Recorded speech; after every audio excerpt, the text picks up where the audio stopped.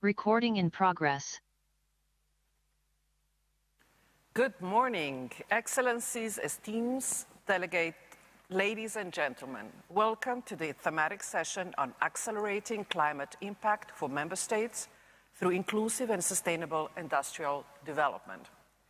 Weeks after COP26, this UNIDO General Conference thematic session event gathers prominent experts and policymakers to discuss the climate change landscape and examine the role that UNIDO expertise in low carbon and resilient industrial development can play in meeting the climate objectives of member states and charting a path towards carbon neutrality. My name is Selma Prodanovic, and I am very excited to be your host here today. I'm a passionate entrepreneur and an angel investor, and working as an entrepreneur towards a better future and empowering others to do so. So it is my great pleasure to be here today, and allow me now to introduce the distinguished panelists of today. We have an amazing panel. Let's start with Ms. Ulrike Lea, Head of Socioeconomics, International Renewable Energy Agency. In her role, she oversees IRENA's socioeconomic modeling work for the World Renewable Energy Transition Outlook, as well as the socioeconomic footprint analysis, the socioeconomic analysis in IRENA's regional market series, and IRENA's work on gender, and in particular on jobs. Ms. Götke Mette, Head of the Secretariat of the Leadership Group for Industry Transition, and her hosted by the Stockholm Environment Institute. Lead IT explores how policy, finance, and business practices in hard-to-abate industry sectors can be aligned to achieve climate neutrality, consistent with Paris Agreement and the latest scientific evidence for IPCC. Her Excellency, Ms. Sekai Nzenza, the Minister of Industry and Commerce of Zimbabwe. She is also a writer and international development consultant specializing in NGO accountability, health, microenterprise, and rights. Ms. Lina Srivastava, Deputy Director General for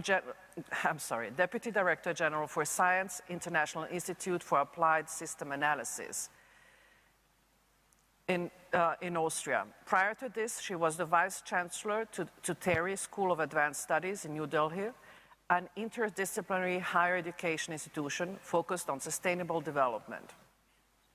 Her Excellency, Ms. Maria Elisabeth Bogonsian, alternate permanent representative and deputy head of mission at the Embassy of Uruguay in Vienna. Welcome to Vienna, being here with us today.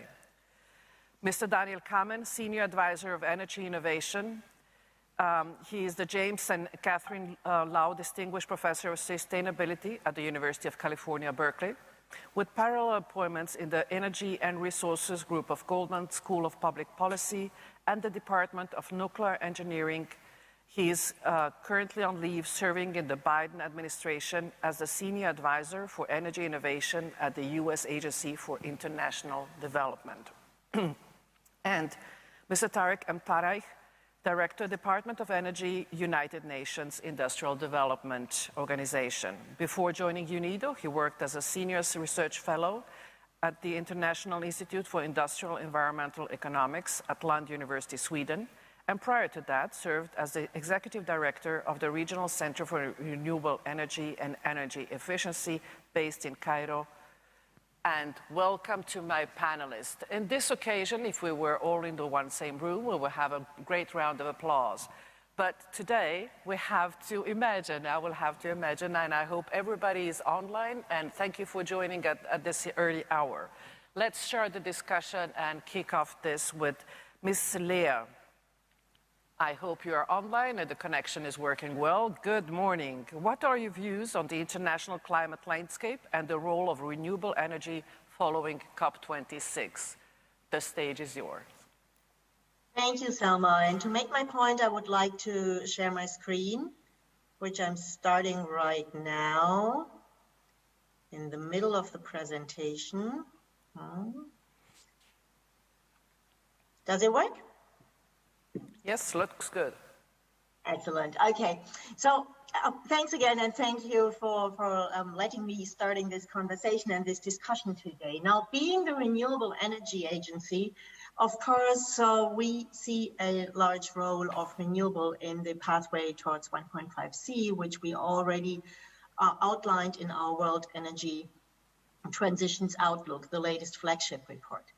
And here you see how the energy transition has to move, the energy system has to move from where it is today, largely dominated still by coal, gas, and oil, towards the new system in 2050, where we need to be under the 1.5C scenario. I think everybody on this panel, of course, agrees roughly on the structure that I'm showing here. So by 2050, electricity would be the main energy carrier. 90% of electricity would be from renewables. Of course, each sector has to contribute, and this being a UNIDO webinar, we've better look at the industry sector, and there we see energy conservation and efficiency is key to the energy transition in that sector, to just make room for renewable energy then contributing to the energy system in that sector. The other sectors, transport, for instance, 67% of emission reduction come from direct electrification, and in buildings, the key solutions also are electrification, of course, based on renewable energy. Now, that definitely does not come for free. So even under the current plans, our so-called planned energy scenario, we have to spend 3.3 trillion US dollar per year. What does it mean we have to spend? That means investment in a cleaner, better future, and in renewable energy, energy efficiency, in innovation, innovative pathways, in carbon removals to a certain extent.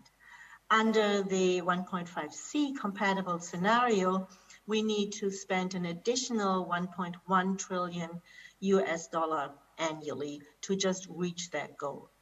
But that globally, and I think I'm happy to see on this panel also regional participants, they can also share their views on this. Globally, this contributes to additional GDP. So our pathway globally for GDP will be by more than 3% higher in the first decade. We've built this scenario front-loaded, and we think it's very important to A, get us out of the corona misery, basically, and B, also to get us on the right track for them to follow the renewable energy future. And just in closing, I would like to outline that, of course, there is a whole holistic policy framework that is needed for this energy transition to be just and fair. So in industry, we need to look at wages, workplace conditions, at gender, at minorities. Also, the just transition policies need to support the transition where it by itself would maybe not fair because of the respective systems are too close to the old energy system and have difficulties to come to the new energy system. So this whole policy framework, I think, is really removing structural barriers, ensuring decent jobs, and also taking care of all the misalignments that might be along the transition between where we are today and where we need to be. I leave it at that, and thank you for giving me the opportunity to share the thoughts. Thank you very much, Ms. Lear. It's great to have you with us, and thank you for your inputs. I hope we will have maybe a moment or two to come back to you. Now moving to Ms. Mette, I would like to check the connection, see if you are with us, and start the question with what is the role that low carbon and resilient industrial development can play in meeting the objectives of the Paris Agreement and charting a path towards carbon neutrality?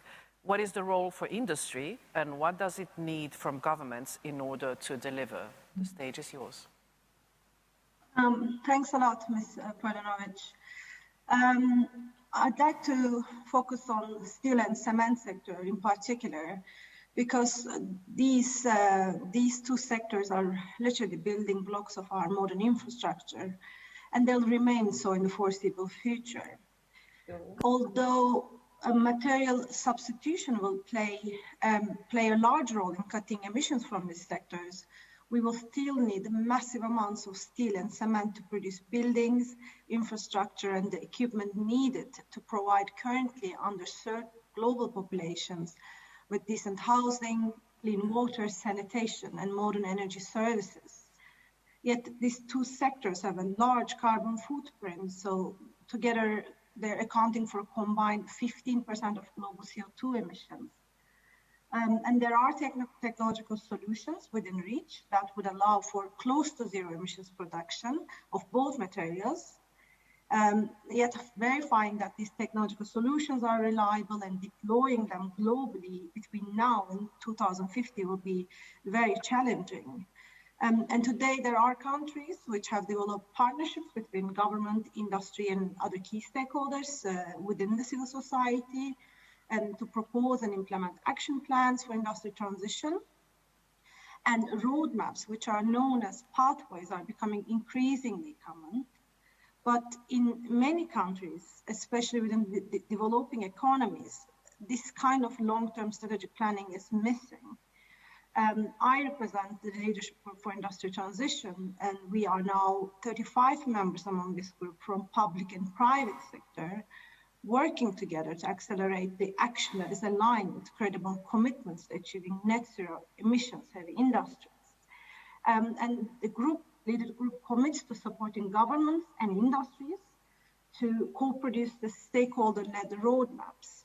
And to this end, the Leader Secretariat is currently focusing efforts on India, and we have initiated discussions on industry transition roadmaps in cement and steel sector, to support this process together with our local partners, and in this case, that is TERI.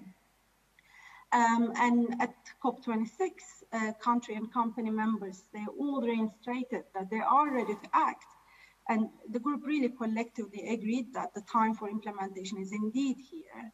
But to achieve net zero emissions, heavy industries in 2050, in particular for cement and steel, all reinvestments in a long-lived equipment or infrastructure that is not net zero compatible should be out of question already by 2030. So we need by 2030 to have this net zero emissions value chain ready for deployment.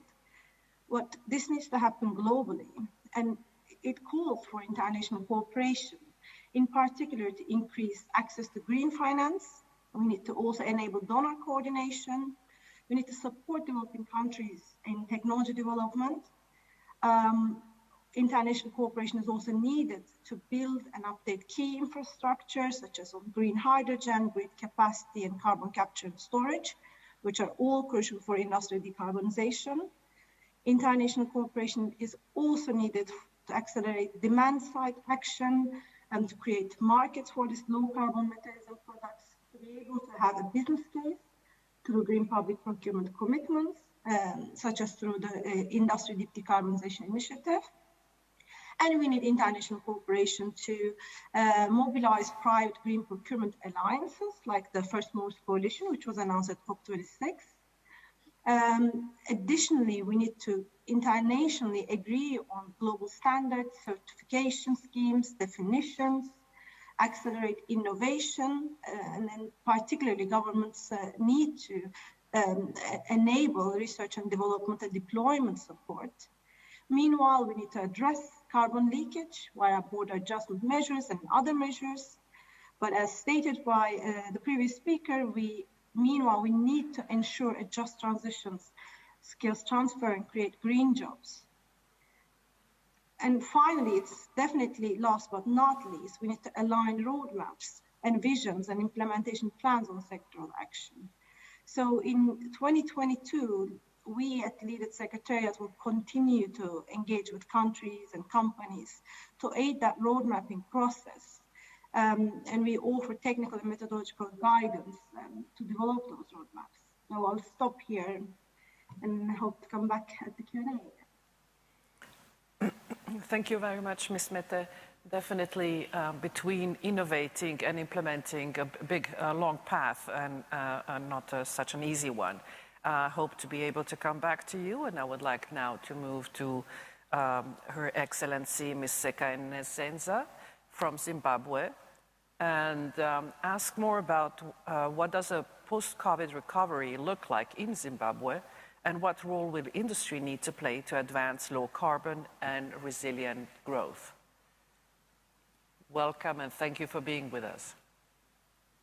Thank you very much for inviting me to participate in this session.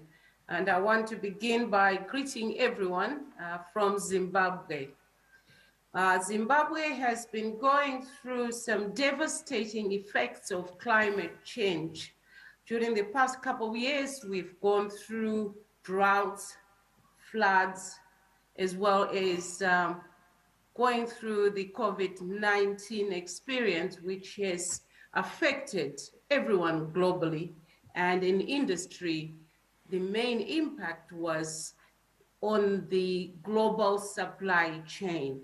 But ladies and gentlemen, let me just give a brief about Zimbabwe. I know a lot of people might be wondering exactly what is happening in Zimbabwe. And in the past, and I would accept that there have been some negative perceptions on Zimbabwe, but from an industry perspective, Zimbabwe has suffered deindustrialization, which is also compounded by climate change.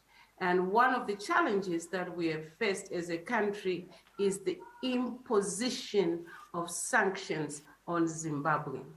But that aside, Zimbabwe as a country has been gifted with so many natural resources. From the agricultural perspective, we have a lot of natural resources, water bodies, one of the largest water bodies in the whole of Africa. We do have good soils, good weather, the sun, of course, and we are working as one of our strategies on the road infrastructure.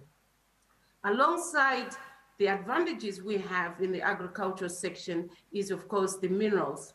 We have one of the largest abundance of minerals in Zimbabwe, from gold, platinum, lithium, the largest deposit of lithium, one of the largest in Zimbabwe. Now, having said that, we have looked at the National Development Strategy 1, which was launched by our president last year. And key for us in industry is moving up the value chain.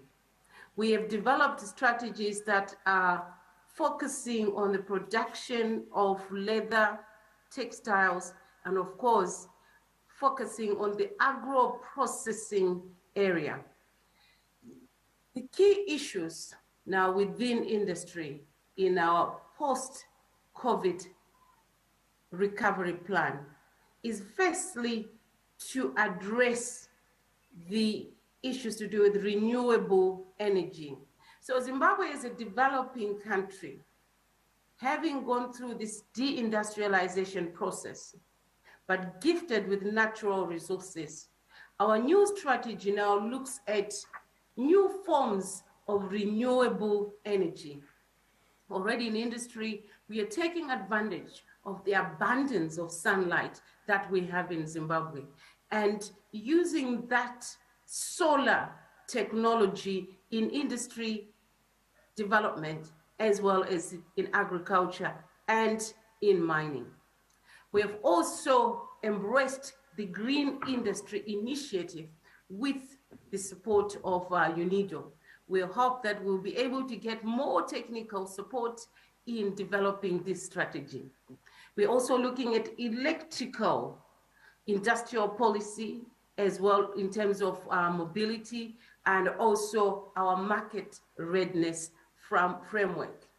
Ladies and gentlemen, what we are looking for as a developing country in Zimbabwe with so many natural resources is collaboration. We are seeking immediate support in climate proof of our existing industries. And secondly, seeking support in integrating the resilience into industrialization policy and plans. In terms of our natural environment, we would of course be looking at the wildlife that we have in Zimbabwe and ensuring that we are able to protect the wildlife But not only that, looking at how our people are able to benefit from improved livelihoods. Let me also just point out that when we look at technology in the rural areas, it's largely still the old way of plowing, the old way of providing food for the family.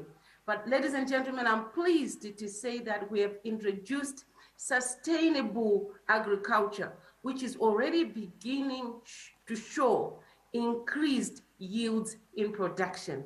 Now, in closing, let me just emphasize that the need for collaboration and also capacity building, and encouraging everyone, as my last point, to please do visit Zimbabwe, as we will be looking forward to hosting other members of UNIDO, perhaps in the near future. Thank you so much. Thank you very much, Your Excellency. Definitely collaboration, and UNIDO being the right place for such collaboration and working together with others, sharing experiences the way you did that with us this morning. Thank you for inputs. Moving to Ms. Srivastava, I hope the connection is working, and asking what are the most promising development pathways for a carbon-constrained world, and where is the low-hanging fruit that should be the focus of post-COVID recovery? The stage is yours. Good evening to you. Thank you very much, and it's a real pleasure for me to be here on this platform and to be able to share some of our views from EASA. Let me start by sharing a few slides and then maybe a couple of minutes of general comments. I hope my slides are visible. Yes. So I wanted to start by reminding ourselves of the fact that, which at this point probably is not required given that we have just come out of COP26. However, the fact that we are very fast running out of our carbon budget. If we look at a 50% probability of our being able to stay within the 1.5 degrees Celsius temperature range, we have about 500 gigatons of CO2 budget that is still left with us. And with the current emission levels that we have today, this budget is likely to be exhausted in the next 10 years. Even if we were to put in place very stringent emissions reductions, I think this budget will probably last for another 20 to 30 years, which is why the net zero initiatives that we are looking at for 2050 actually become so critically important. EASA, along with several other leading research institutions across the world, have engaged in a new activity recently, and I wanted to very quickly share a couple of slides from there, where we have tried to see how is it that we can achieve the 1.5 degrees Celsius target that we have without necessarily having an overshoot, because an overshoot really represents the fact that you are allowing yourself to have the luxury of going beyond the budgetary space that is available to you, keeping the end century target in place really, and allowing yourself to pull back from that temperature increase by using carbon removal technologies in a sense. So in these scenarios were very interesting because they allowed us to see what would be required and whether we can actually meet and stay within the 1.5 degrees Celsius goal by not exceeding the budgets or the temperature ranges at any point in the future that we are looking at. And as you can see over here, the gray range in the chart on the left really shows where we are in terms of the NDCs. Definitely not a happy scenario. The red arrow, which is pointing downwards, really shows the set of scenarios that allow for the overshoot, and the blue scenarios, the blue arrow is really showing the scenarios which do not allow for this kind of an overshoot or minimize it to the extent possible. So this paper that has recently been published in Nature Climate Change demonstrates the fact that it is possible for us to do that, but it is possible for us to do that only by engaging in very rapid reductions in emissions, as our colleague from IRENA also mentioned. And it is also possible by making huge investments in the early parts of the year, of this time period that we are looking at. The interesting part of these scenarios, these new scenarios that have been developed, is that when you look at economic losses and gains, so although the investments in the early part, which means starting now for the next 8 to 10 years or a little more, are going to be very high, the returns, the impact in terms of GDP loss would also be high, but over the longer period, it is going to be significantly lower. What you see in this chart over here is a comparison of the percentage change in GDP in the within budget scenarios to the outside budget scenarios. I'm providing my own simplified names over here. But basically, it is comparing and contrasting these two sets of scenarios, one where overshoot is allowed and one where overshoot is not allowed. And when overshoot is not allowed, you do have a higher loss on GDP in the initial years, but this is more than compensated from the year 2040 onwards. And if you actually look at the total period between now and 2100, the total GDP is always higher in the no overshoot scenarios as compared to the scenarios which allow overshoot to take place. So long-term GDP is higher without reliance on net negative emissions and without overshoot. I think this is an important point which also speaks to the role that industry has to play in enabling us to meet and to stay within this 1.5 degrees Celsius target at all times. So they have a very significant role to play. The final slide that I would like to share with you really speaks to the fact that while a lot of scenarios in the past have focused primarily on the supply side with little attention to the demand side, today I think we have new sets of scenarios that allow us to also integrate the demand side options and social options much more lucidly in these new scenarios. Changes in consumer preferences, generational change and change in materialism that is taking place, the new business models that we are talking about, the role of digitization, and so on, I think have been much better modeled. And that's another reason why we have been able to avoid overshoot in these scenarios. With that kind of a macro picture, I did want to come back to the other question that you asked of me, which is, what can we learn from COVID and also from these scenarios? To me, it seems that we have a significant opportunity available to us today to correct some of the mistakes that we had in the past. And here I would like to focus on the role of industry. We do need to move from past production patterns and possibly focus much more squarely on higher quality production, but maybe not with so much volume. So really produce products where we are producing products and technologies that are going to last for a significantly longer period of time, which would enable us to move more rapidly towards a circular economy, but at the same time also focus on the development of a much stronger service economy. And I think particularly for the developing world, but also for the developed world, I think some of the negative implications of climate mitigation on industry can possibly be offset by some degree of restructuring of the sector as a whole.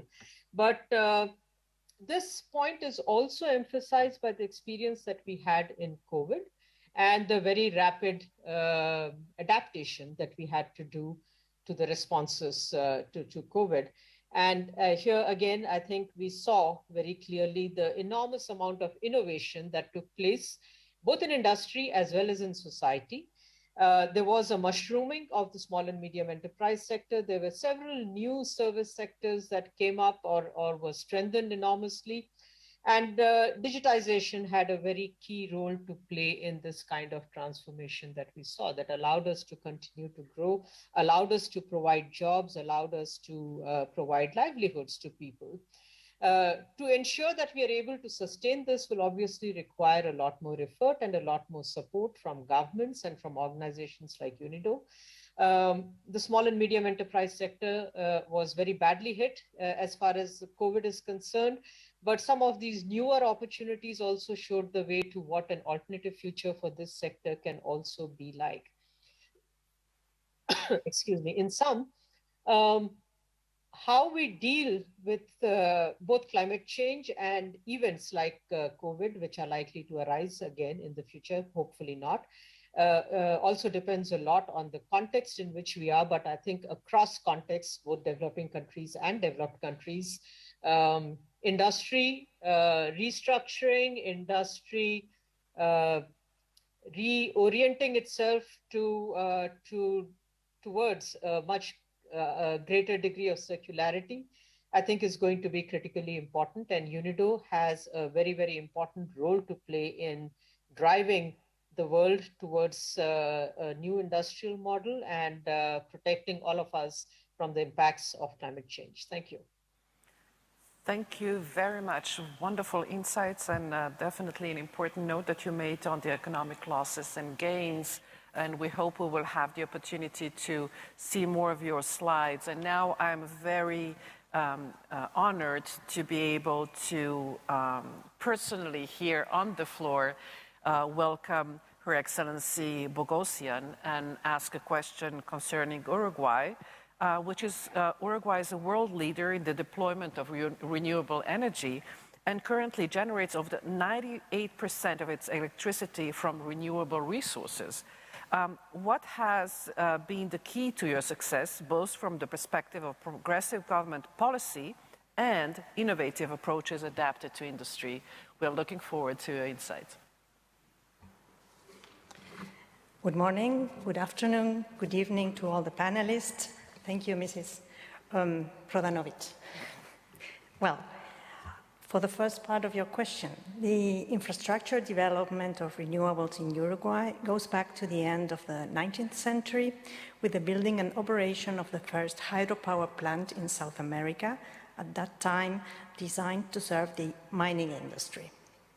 Later on, in 1979, the bilateral agreement between Uruguay and Argentina for the joint exploitation of the bordering Uruguay River with the hydropower plant of Salto Grande was the decisive milestone in Uruguay's path towards renewables.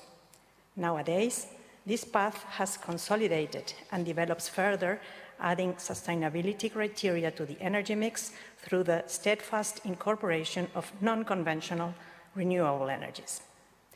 Much has been said about the commitment at the broadest national level that resulted in the energy strategy in 2008, where the combination of available renewable energy resources and non-conventional ones was singled out as a priority. The latter has enabled the accelerated and successful transformation of the energy mix.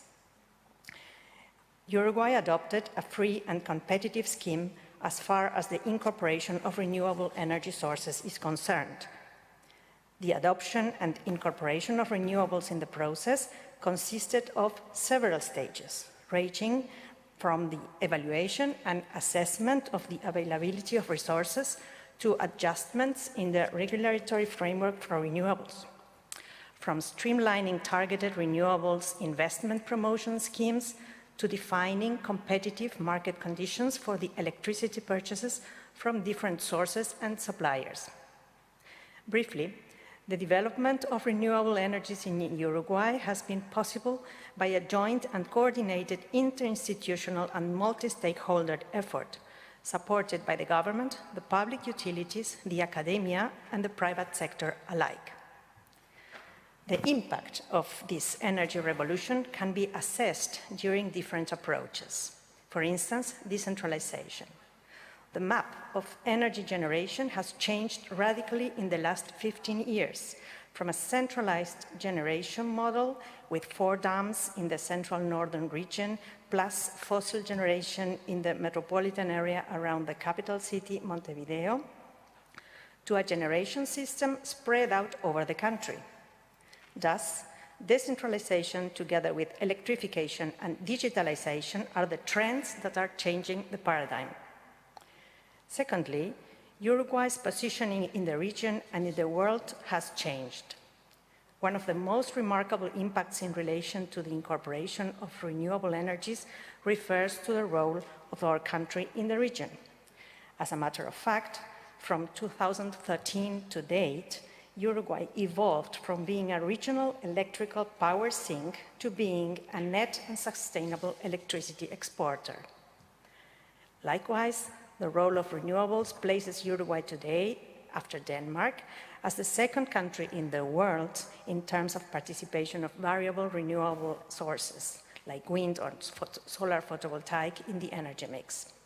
This is very positive when we look at it from a historical statistical perspective.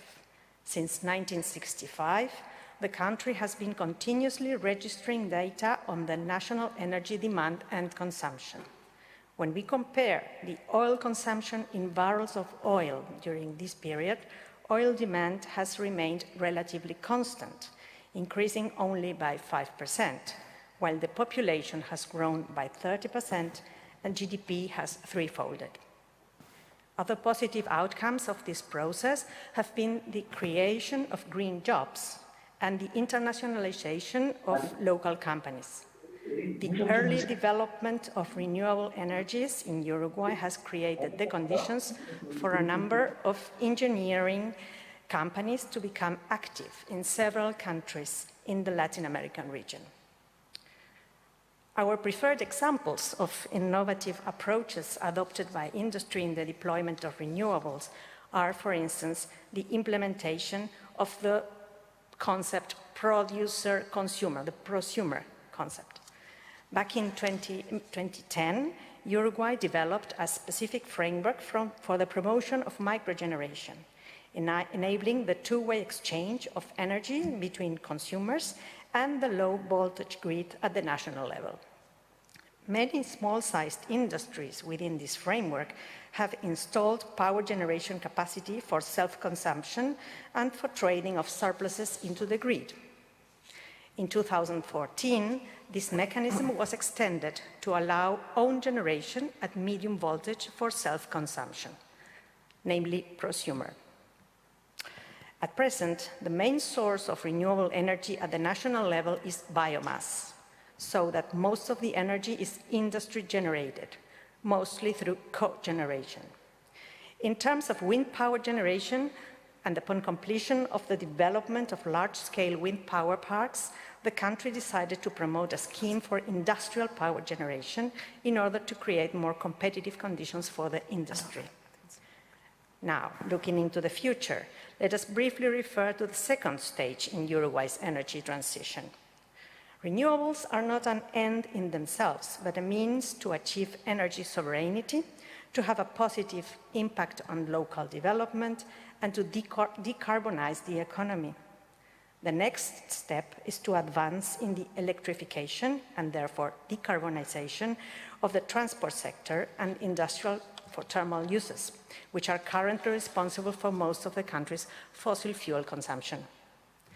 In addition to this, the country has surpluses of renewables that could be used to supply additional or interruptible demands, which are currently covered with fossil resources, for instance, fuel oil or natural gas for heating or thermal purposes. In order to deal with power surpluses, a set of alternatives are being developed, trying to link sectors through the so-called power-to-X technologies. Uruguay is creating conditions for the development of this type of technology and has recently received support from the joint SDG fund. Among these technical alternatives within Power-to-X is green hydrogen. Based on the accumulated experience in the transformation of the electricity sector, Uruguay is progressing in the development on hydrogen from renewable sources. We believe that green hydrogen will greatly impact the international agenda, and we expect the hydrogen economy will generate new partnerships and changes in trade patterns. These developments may lay the foundations for cooperation with strategic partners interested in investing and promoting renewable energy generation in our country and for the region. We are confident UNIDO can play a very significant role in contributing to bring this ambitious agenda forward. And I thank you. Thank you very much. Definitely, yes. Finally, we can really hear the applause.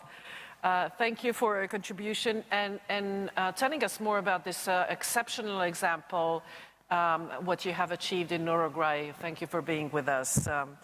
Moving to Mr. Daniel Kamen and looking at the scaling solutions, based on your experience advising senior leadership at the Department of State and now at USAID, what do you see as the most important next steps for scaling up the deployment of renewables to keep the Paris objectives in reach?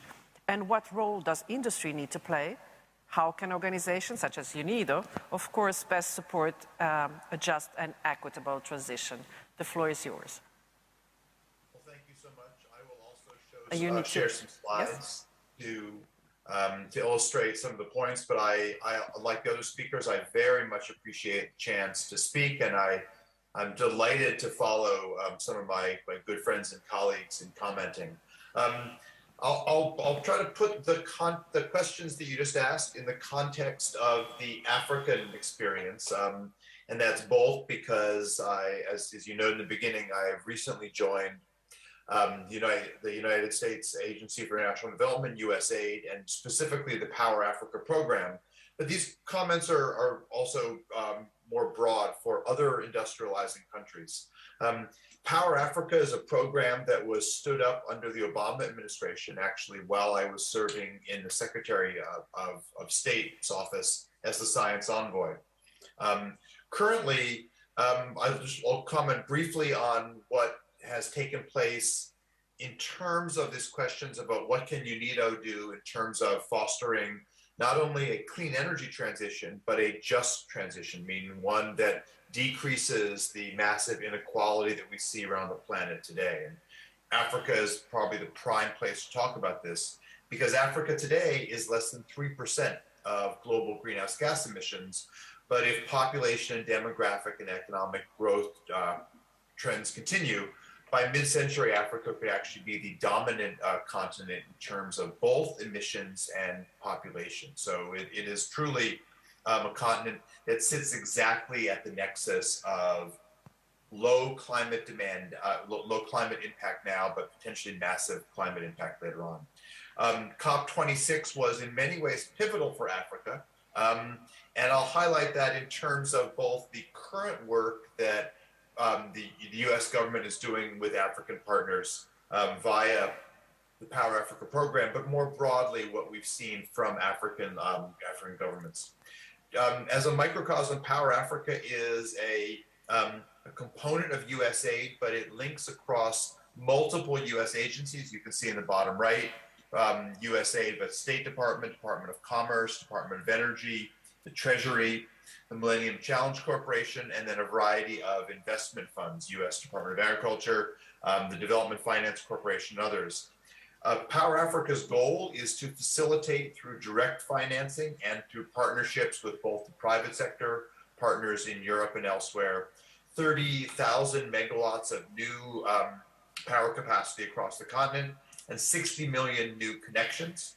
So far, Power Africa has directly contributed to 12,000 new megawatts, and again, this goal of 30,000 new megawatts by 2030. I want to highlight that in several levels. This is more than 130 individual power projects across the continent, and they really span the images you can see here, from off-grid, small energy projects, household level, but also mini-grid programs. Some of these are individual solutions, but some of these are mini-grids that are, like you heard before, prosumers. These are mini-grids that provide local energy services in areas that are either under the grid, neglected by the grid, or too expensive to connect, but many of them are now grid interactive. So these mini grids are indeed prosumers. The middle picture you can see here is the investment capacity that we've done in transmission across the continent, a number of major transmission lines, not only within countries, but in particular within Africa's three power pools, the SADC region, the Southern African Power Coordinating Area, and the East and the West African power cooperatives.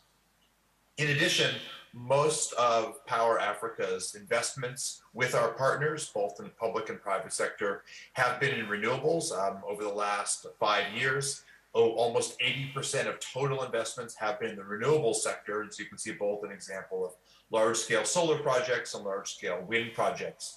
In fact, one of the projects, the Lake Turkana wind farm in Kenya, is emblematic of this process. It was funded both by investments by Power Africa, but also by the Kenyan government and funds that was received from the World Bank. And in fact, the largest wind farm in sub-Saharan Africa is the Lake Turkana wind farm. It would not have been possible without both the Kenyan effort, but also the effort to not only build the wind farm in an exceptionally high productive wind area, but also by building the needed transmission capacity. And when I was at the World Bank in 2010 and 11, as the director of renewables, we partnered with Ethiopia and Kenya to build that transmission line and to link it through the Lake Turkana wind farm. That one farm now provides up to 18% of Kenya's total generation mix. And so this is an example of the partnerships that we see as critical. And if we look at both the good from the Glasgow conference and also the bad, the very strong comments by the climate youth and by many disenfranchised ethnic minority groups that highlighted the degree to which much of the dialogue was not directly meeting their needs. In fact, the two most dramatic announcements in my own personal opinion that come out of the COP were not some of the large-scale efforts. Certainly there was important discussions around methane and other topics, but it was the focus on a just transition. So one of the organizations stood up during the conference, the Global Energy Alliance for People and Planet, is a commitment to support the development of 10,000 mini grids and to mobilize several $1 billion in new investments, largely from Rockefeller Foundation, from IKEA Foundation, from the Bezos Earth Fund, and now others to provide those funds. And we've seen that mini grids can be built more quickly and more directly address both the industrial and the household needs of consumers. South Africa announced a just transition pathway, and this is of course a coal-fired economy today. And South Africa immediately received pledges from the EU, Germany, UK, and the US for over $8.5 billion of direct funding to contribute to that process. Nigeria, and this is a picture you see here with two of the ministers of state from both power and environment, myself, the director of Power Africa, the coordinator of Power Africa, and the United Nations Special Representative for Energy Access, Damola Ogunyubi, at the COP. Nigeria announced a decarbonization plan for 2060, commensurate with China's plan.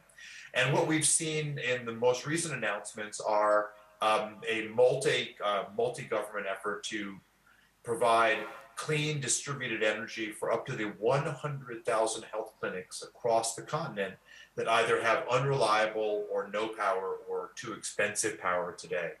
These are all elements of not only the just transition, but the place where UNIDO can play a critical role is that many of these are efforts where local industry partnered at these sites of mini grids is both an opportunity to build not only economic strength by overbuilding and essentially building systems larger than the health clinics need, but to make them sources of IT, Wi-Fi connection, power for small industry, opportunities to provide gender and ethnic diversity in the economic markets. And it's an opportunity to make industrial development follow this pattern of both large centralized systems, but also distributed systems. And this is really one of the opportunities that's in front of us today. And now that we have seen the first COP26 in Glasgow, where the total commitment by industrialized nations hit the Paris target of that 100 billion a year. That has to be delivered, and that has to be sustained with an annual investment. But this is the first time since the Paris COP when that target, that promissory note was hit. And so we have the first indication that we have a chance to make it to those goals.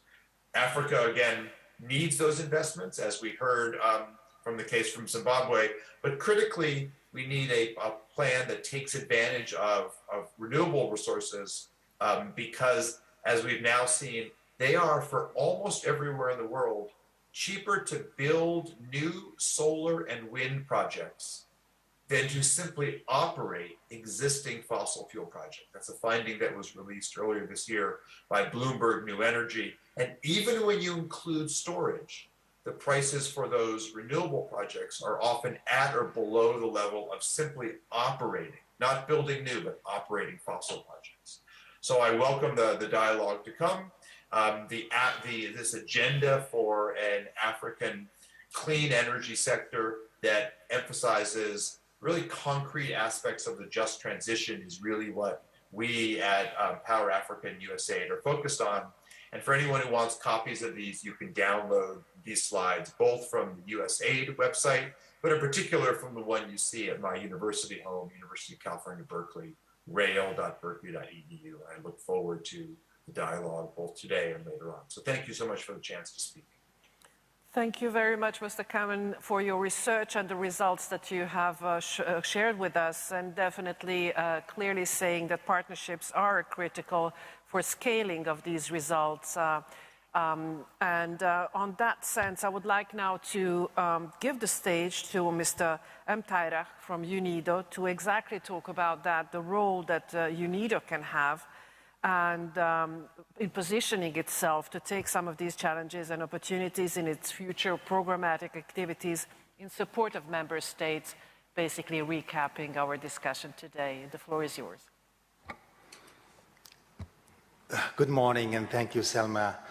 And thank you to all our distinguished panelists for the varied inputs and insight, and for also tuning in at very difficult times. I know Professor Daniel joined us at maybe 12 midnight from California. Thank you very much, all of you.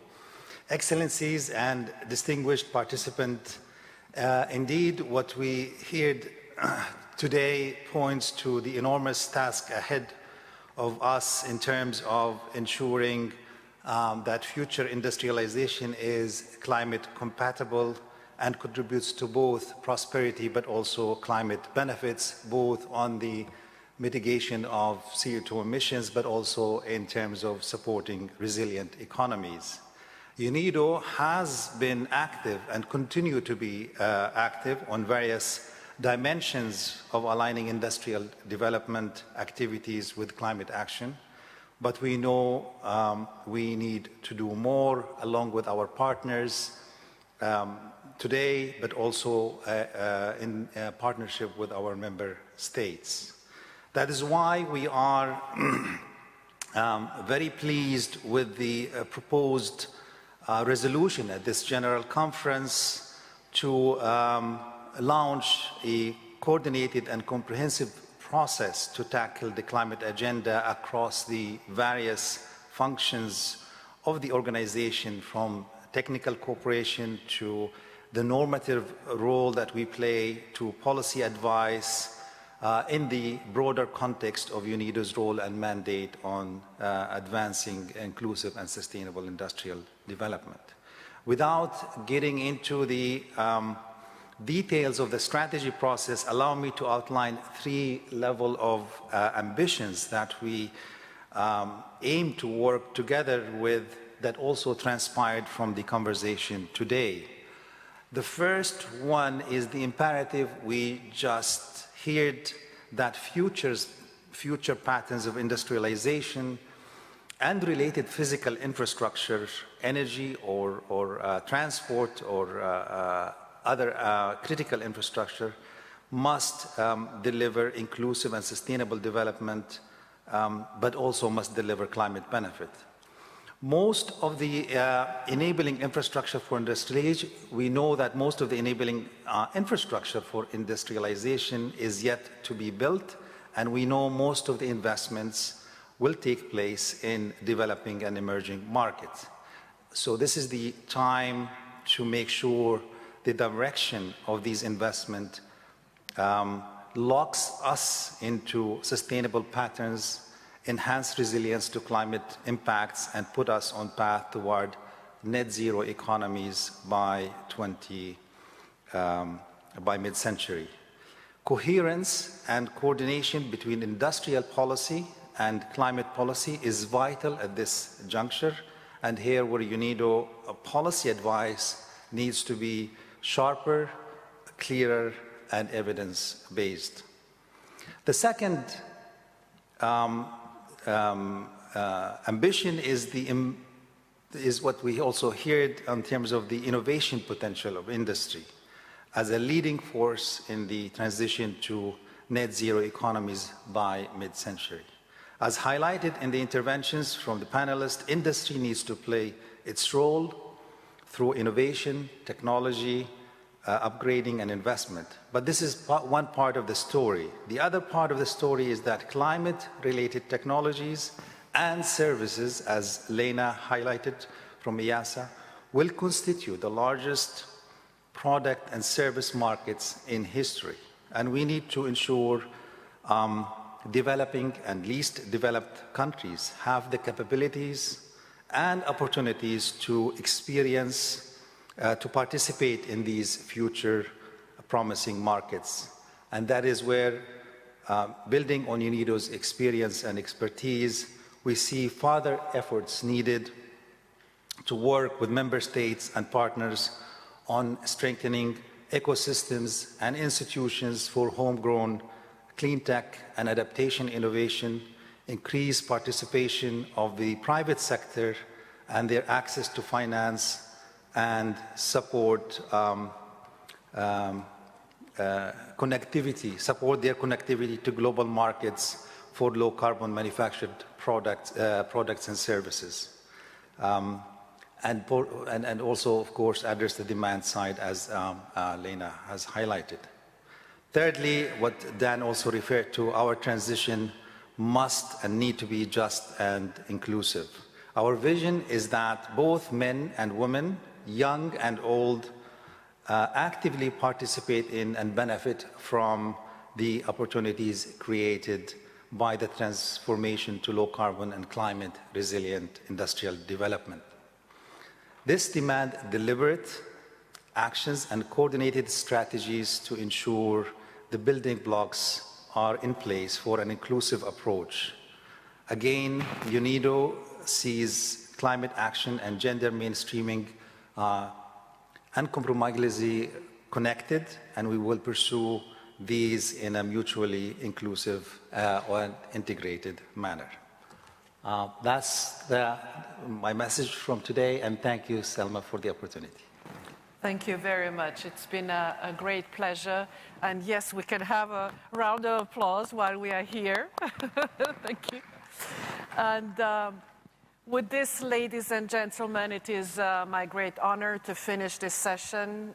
It has been great insights, and I would really like to thank the experts, panelists, speakers we had from countries all across the world, showing the examples, showing great strategies and how things can be done and changed. And it is I'm personally delighted to have been able to moderate such an important panel.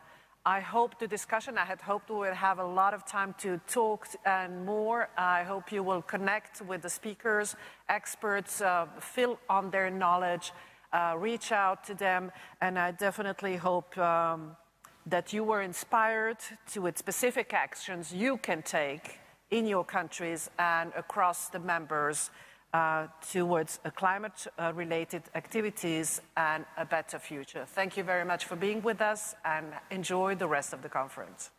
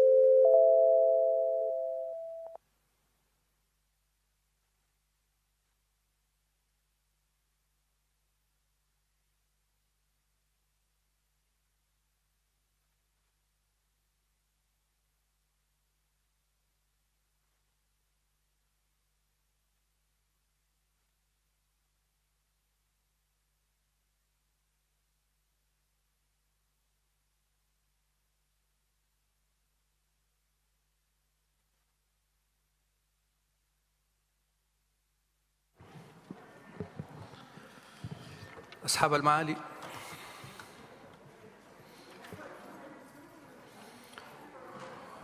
والسعادة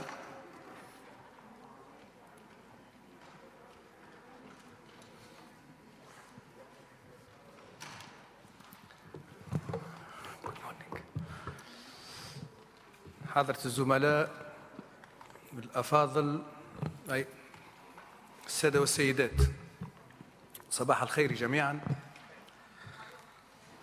أعلن افتتاح الجلسة العامة التاسعة من دورة المؤتمر العام التاسع عشر.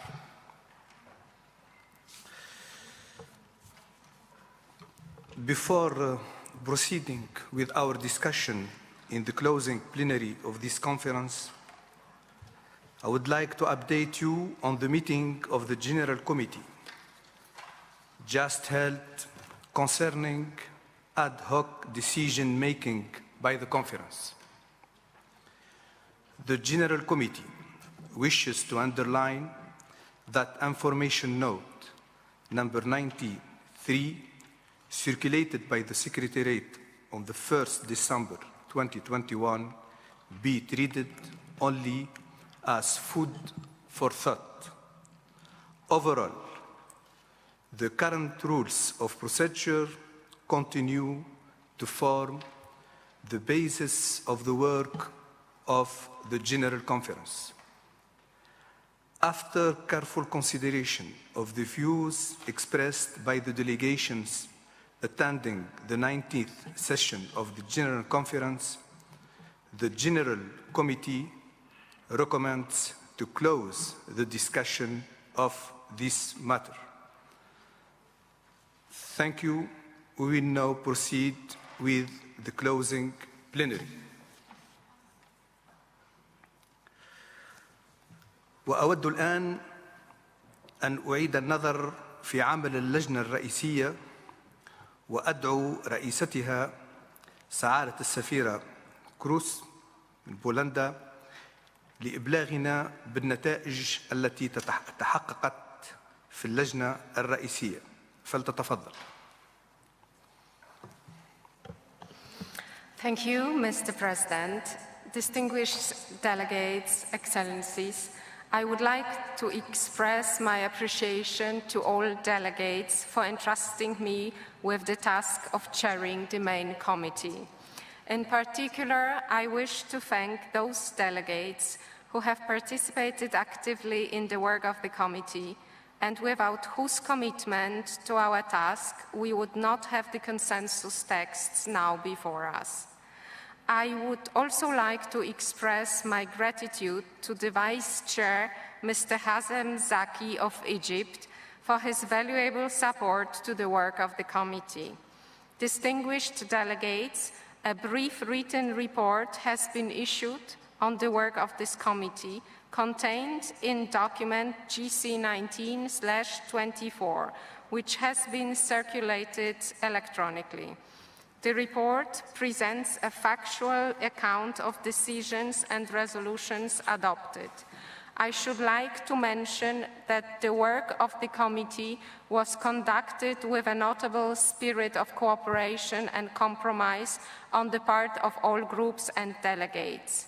The texts that the committee agreed to recommend to the plenary for adoption are contained in documents GC19/L2 Addendum 1.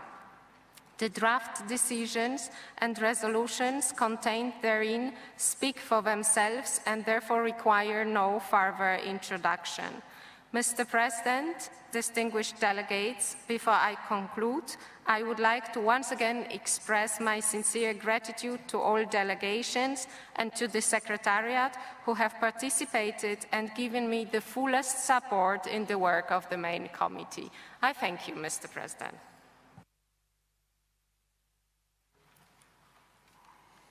شكرا جزيلا على هذا التقرير، وأشكر المشاركين في اللجنة الرئيسية ولا سيما رئيستها ونواب الرئيسة على عملهم الممتاز. وأقترح الآن أن ننظر في مشاريع المقررات والقرارات الصادرة عن اللجنة الرئيسية واحدا تلو الآخر وفقا للوثائق المعروضة علينا.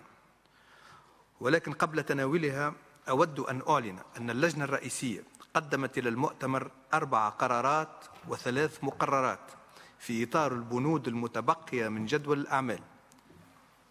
لم تقدم أي مشاريع مقررات أو قرارات لينظر فيها المؤتمر، ولذلك أقترح أن يحيط المؤتمر علما بالمعلومات الواردة في الوثائق المقدمة في إطار تلك البنود التي لم يقدم فيها أي قرار أو مقرر. هل هناك أي اعتراضات على هذا الاقتراح؟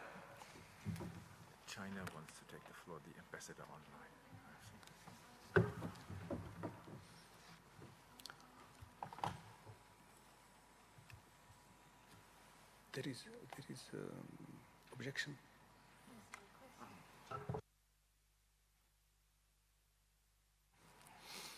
أعطي الكلمة الآن لسعادة السفير الصيني، فليتفضل.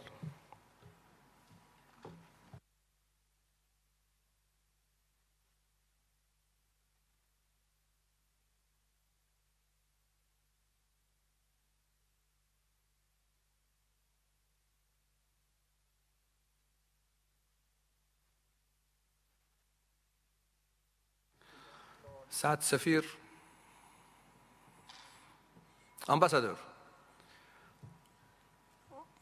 there is no song.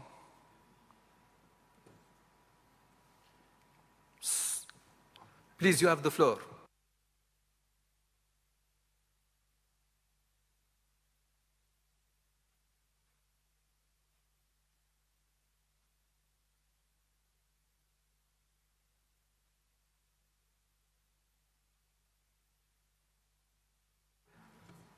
You have the floor. Do you hear me?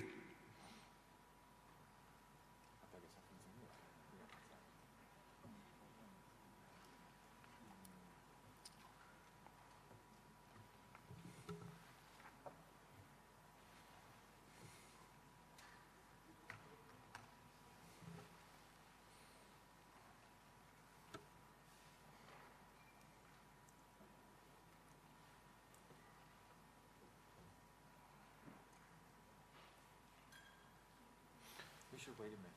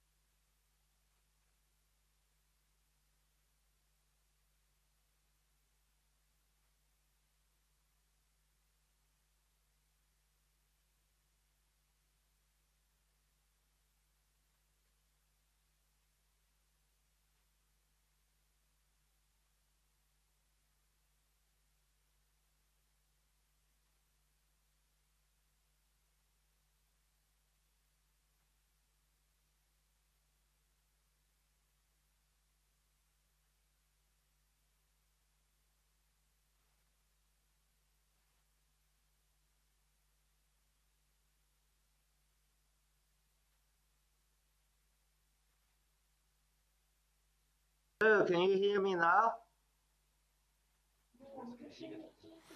Can you hear me now? Ambassador, Excellence. Yeah. Hello, can you hear me now? Does it work? Yeah. Yes. Okay, great. Thank you very much. So happy to see you, Mr. Chairman. And in the light of your introduction just now, in relation to the resolutions and decisions to be adopted, that is a full resolution to be adopted, and the 3 draft resolutions, draft decision to be adopted. Given that we haven't seen the documents circulated, which contain the resolutions and decision to be adopted. So could you briefly explain to me or clarify what are the 4 draft resolution to be adopted and what are the 3 draft decision to be adopted. Grateful if you could just orally read out the names of the titles of those resolution and the decision to be adopted. Grateful. Thank you.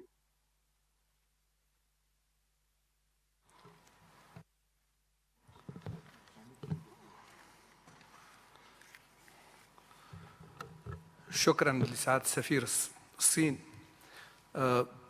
كل القرارات والمقررات سيقع عرضها واحد تلو الآخر،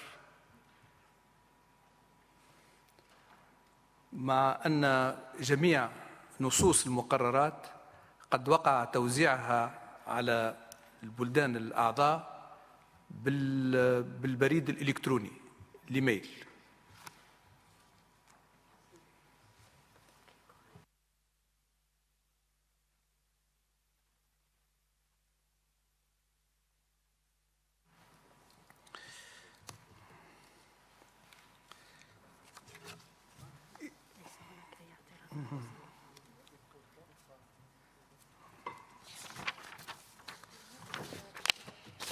إذن نعود إلى نقطة جدول الأعمال. هل هناك أي اعتراضات على اعتماد هذا المقترح، الاقتراح الذي تقدمت به سابقا؟ ليس هناك أي اعتراض حسب ما أرى، وقد تقرر ذلك. وعلاوة على ذلك أذكر المؤتمر بأنه بموجب البند السادس من جدول الأعمال تعيين المدير العام اعتمد مقرران في الجلسة العامة التي عقدت صباح يوم الثلاثاء. فلننظر الآن في مشاريع القرارات والمقررات التي قدمتها اللجنة الرئيسية والتي ترد جميعها في الوثيقة GC.19/L.2.add.1 وفي GC19/L.2.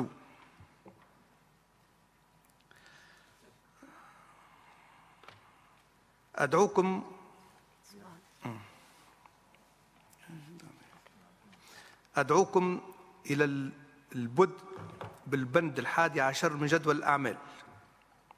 المسائل المالية التي توجد لدينا في إطاره 4 مشاريع مقررات ترتبط بالبنود الفرعية ذات الصلة.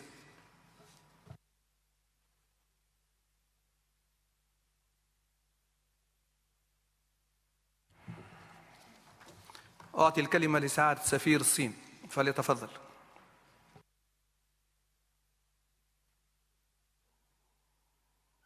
Thank you, Mr. Chair. We were very much confused about the messages brought out, especially I do not know whether it's a result of interpretation or not, but what is important is that we should be clearer on the basis of the documents circulated by the Secretariat. We are grateful to them, but on this basis, to make sure, especially that we understand what are the resolutions to be adopted, what decisions to be adopted. Grateful if you explain, tell us the name or the title of the full resolution to be adopted and the title of the 3 decisions to be adopted. Just number 1, what is the resolution to be adopted? Number 2, what is to be adopted? So as to help member states understand better, I would thank you for your efforts in anticipation. Thank you. Thank you very much. I will give the floor to the Secretariat, please. Excellency, thank you very much. Good morning. I'd just like to confirm that what we do is we go through the decisions one by one, call upon them, and ask the General Conference to take note and consider its decision by the non-objection basis, actually. So in this sense, the decisions and resolutions which are in the documents GC19 L.2 and GC 19/L.2 addendum 1 are called one by one and hence respectively decided.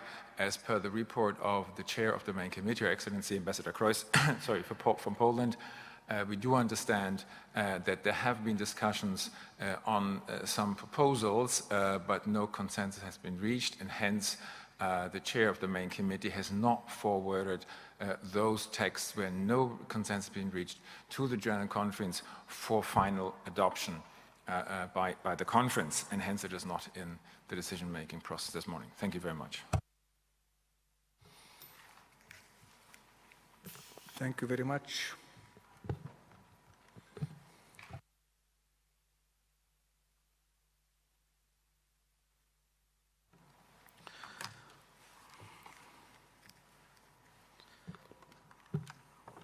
نعود الآن إلى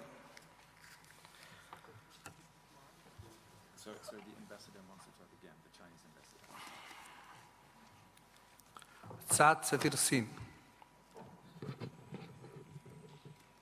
Ambassador, you have the floor. 尊敬的主席先生，中国提出的也就是很简单，就你能告诉我一下那个你准备通过的决议的名称那几个名称？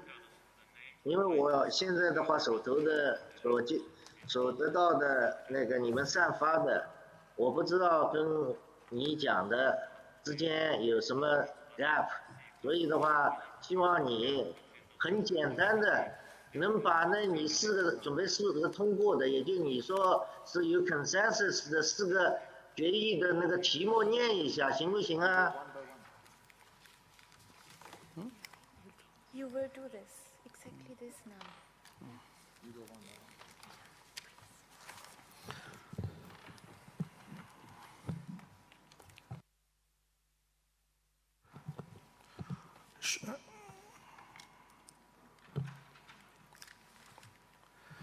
Thank you, Ambassador. We will proceed by telling every resolution with its title, one by one, what are going to do now.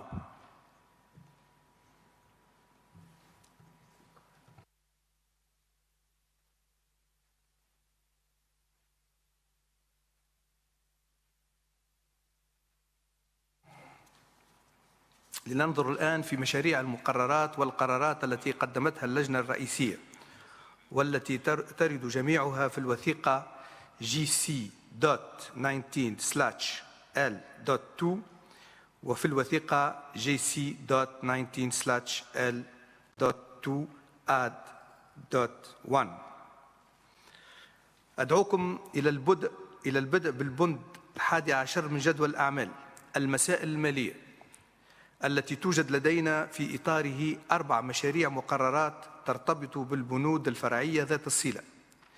ففي إطار البند الفرعي 11A جدول الأنصبة المقررة على الدول الأعضاء، أقدم مشروع مقرر واحد من أجل النظر فيه. هل هناك أي اعتراضات على اعتماد هذا المشروع؟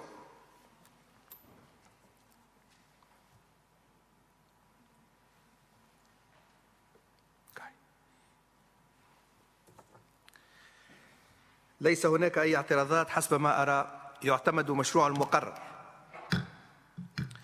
وفي إطار البند الفرعي 11 وضع اليونيدو المالي، أقدم مشروع مقرر واحد. هل هناك أي اعتراضات على اعتماد هذا المشروع؟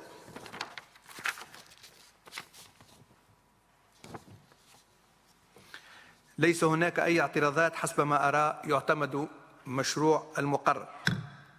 وفي إطار البند الفرعي 11 جيم صندوق رأس المال المتداول أقدم أيضا مشروع مقرر واحد. هل هناك أي اعتراضات على اعتماد هذا المشروع؟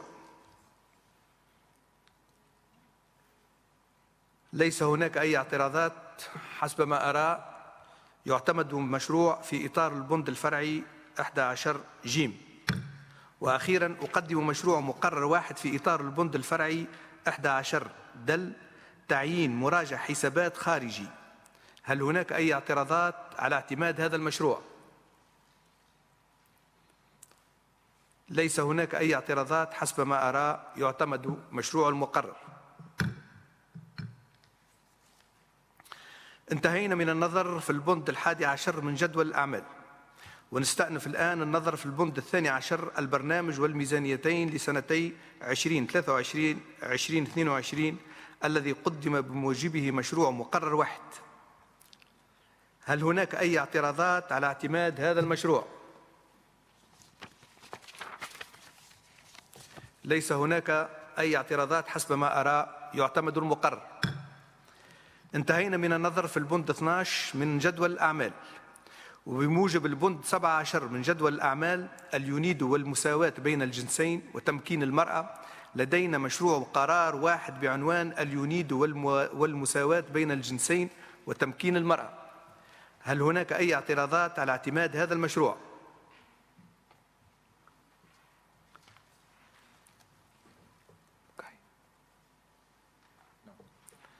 ليس هناك أي اعتراضات حسب ما أرى يعتمد القرار.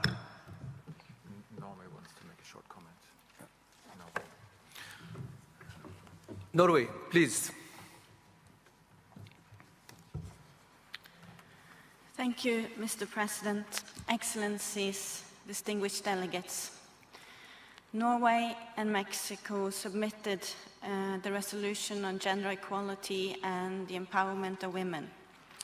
We firmly believe that in order to achieve the Sustainable Development Goals, it is crucial to systematically mainstream a gender perspective in the implementation of the 2030 Agenda. In this regard, we appreciate the progress UNIDO has made as stated in the resolution. I would like to thank the Mexican delegation for the great cooperation and partnership we have had working with this resolution. It has been a real pleasure from the beginning to the end. We would also like to express our thanks and gratitude to the delegations that have co-sponsored the resolution. They are Argentina, Chile, Costa Rica, Finland, Japan, Panama, Sweden, Uruguay, EU and its member states, Dominican Republic, and Thailand. Mr. President, despite challenging circumstances caused by the pandemic, the consultations have taken place in a constructive manner. We are grateful for that. We would like to thank all delegations for their constructive engagement and support. Finally, we would also like to extend our gratitude to the gender team in UNIDO and to the Secretariat for the technical assistance received before and during the informals. Thank you, Mr. President. شكرا لكم على كلمتكم التي ستسجل في التقرير النهائي للمؤتمر. انتهينا من النظر في البند 17 من México. You have the floor. Muchas gracias, señor presidente. Lamento interrumpir el programa. Muy brevemente quería mi delegación expresar su agradecimiento a toda la conferencia, a todos los Estados miembros de la UNUDI por haber apoyado por consenso esta resolución que da vigencia a las recomendaciones del reporte del Informe de Desarrollo Industrial 2022 producido por la misma UNIDO y sobre todo porque creemos que será en favor de todas nuestras sociedades. La igualdad de género es en favor de nuestras sociedades, de nuestro desarrollo industrial, inclusivo y sostenible. Y por supuesto, mi delegación agradece ampliamente el profesionalismo y visión y compromiso de Noruega con la igualdad de género, así como de todos los copatrocinadores y del conjunto de la familia de la UNIDO. Muchas gracias, señor presidente. شكرا لكم على كلمتكم والتي كذلك ستسجل في التقرير النهائي للمؤتمر. انتهينا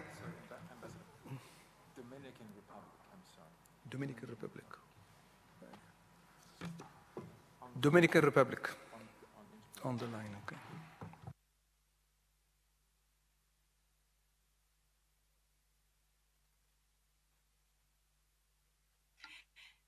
Thank you, Chair. Can you hear me?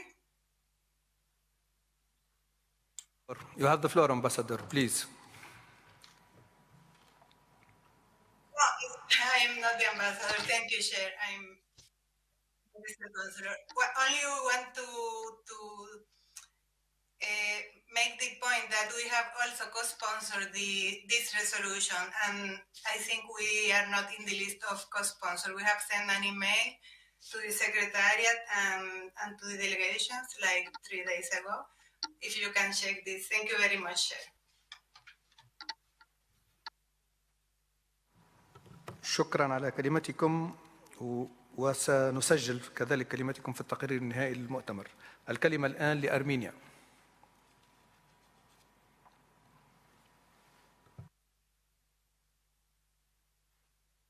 Yes, thank you, Mr. President. Good morning, Excellencies, colleagues. We also would like to thank the Norway and Mexico for tabling this resolution, and Armenia would like to join the co-sponsors of this resolution. Thank you, Mr. President. شكرا لكم وسنأخذ بعين الاعتبار كلمتكم.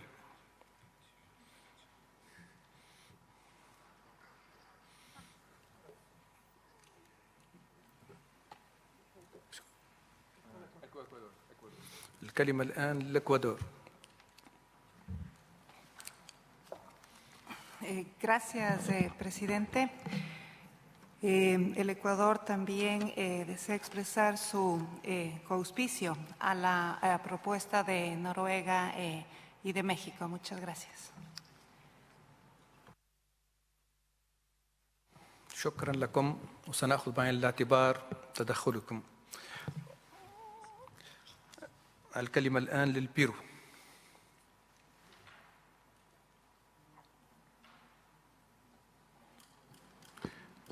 Muy buenos días, señor presidente. En primer lugar, para agradecer a las representaciones de Noruega y México por esta propuesta. Es una iniciativa muy importante a la cual nosotros también con mucho gusto nos gustaría copatrocinarla. Muchas gracias, señor presidente. شكرا لتدخلكم سعادة السفير وسنأخذ بعين الاعتبار كلمتكم.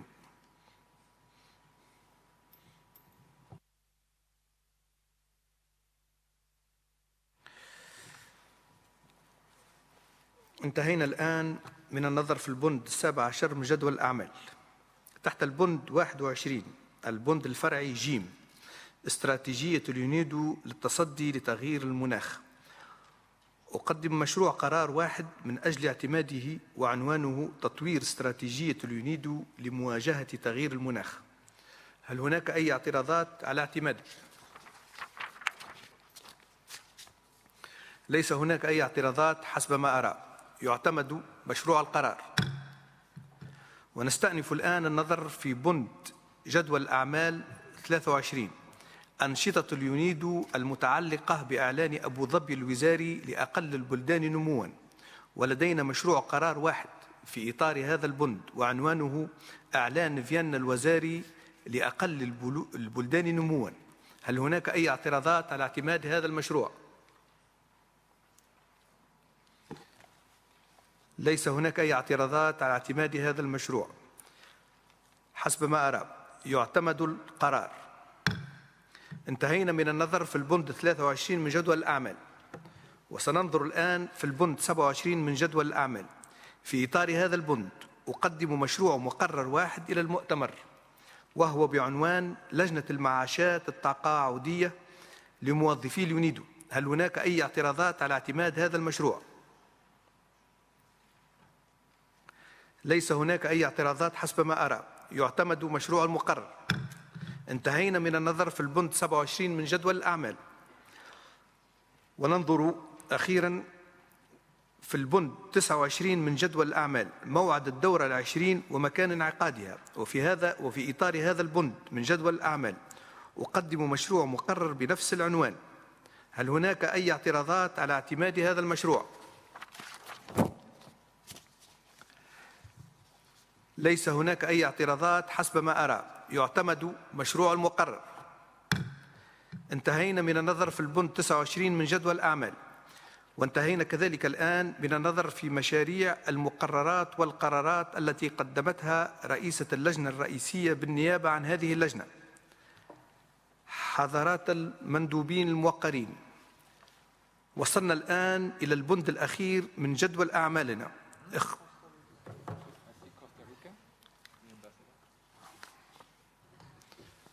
Costa Rica, you have the floor.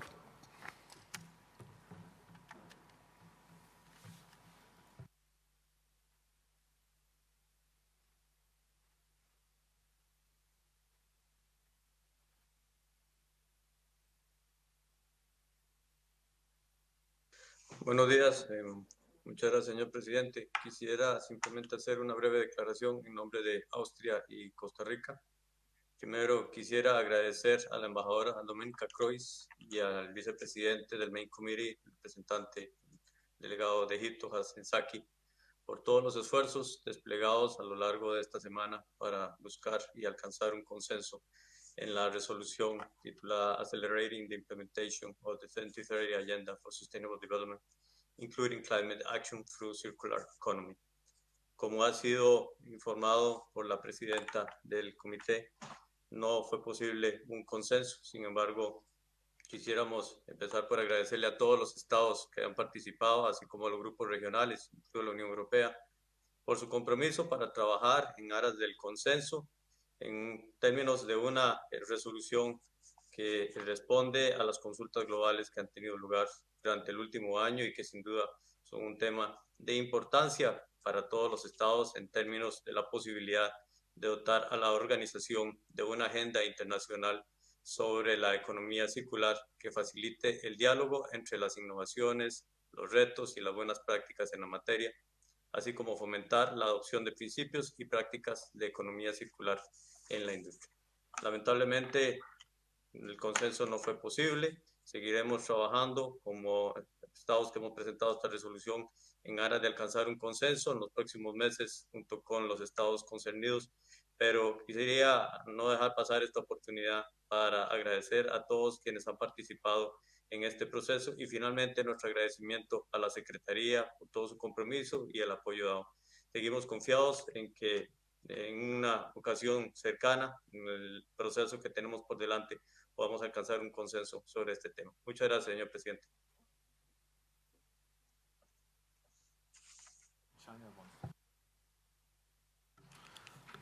China, you have the floor, please. 刚刚我也听了尊敬的哥斯达黎加大使代表去持续就 Circular Economy 这个决议所做的发言，中方同样对各方对此没有达成共识也表示遗憾。在当今 COVID-19 肆虐的情况下，我们如何通过公发组织凝聚国际共识，促进 Circular Economy， 这是我们面临的共同挑战。我们在这一过程中间，应当来通过各种手段，其中包括促进各类全球发展倡议。中方就此提出了 GDI 全球发展倡议，目的就是通过促进 SDG 来进一步促进各个国家，特别是发展中国家的 circular economy。所以的话 ，GDI 在促进各国的循环经济 circular economy 过程中间是非常 relevant， 也是非常重要的。我们希望有关各方，特别是有些国家，不要对这个事情政治化，以意识形态来处理这些涉及到广大发展中国家利益的全球发展倡议。中方对在决议磋商中广大国家对此表示的支持表示感谢，我们也愿意继续通过后续的磋商，来通过建设性的沟通，继续促进这一重要的理念，植根于各个国际组织，其中包括公法。谢谢主席先生。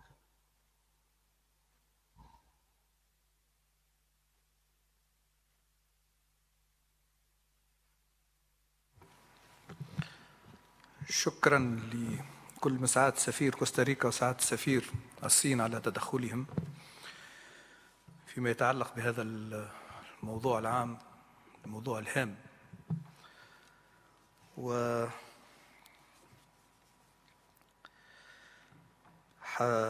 انتهينا الآن من النظر في مشاريع المقررات والقرارات التي قدمتها رئيسة اللجنة الرئيسية بالنيابة عن اللجنة، ووصلنا إلى البند الأخير من جدول أعمالنا، اختتام الدورة 19.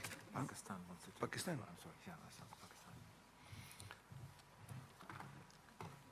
Pakistan. Ambassador, you have the floor, please. Thank you very much, Mr. President. Very briefly, on this issue of draft resolution on circular economy, we believe that this was a very important initiative by the sponsors, and a lot of work has gone into this. UNIDO has also hosted a big conference on this. DG Li Yong has paid special attention because that is the challenge we are facing, and that is the future which we are heading towards, and circular economy is an important issue. And as said by our colleagues, Ambassador of Costa Rica and Ambassador of China, that we should continue our constructive engagement on this issue, and hopefully we will be able to adopt a resolution on this topic by consensus, because the initiatives which Chinese ambassador referred Global Development Initiative is an important initiative. It provides a framework for cooperation, international cooperation, and support to the developing countries. So we look forward to constructive engagement in the future. And taking this opportunity, Mr. President, we'll appreciate your leadership and the way you have steered the conference.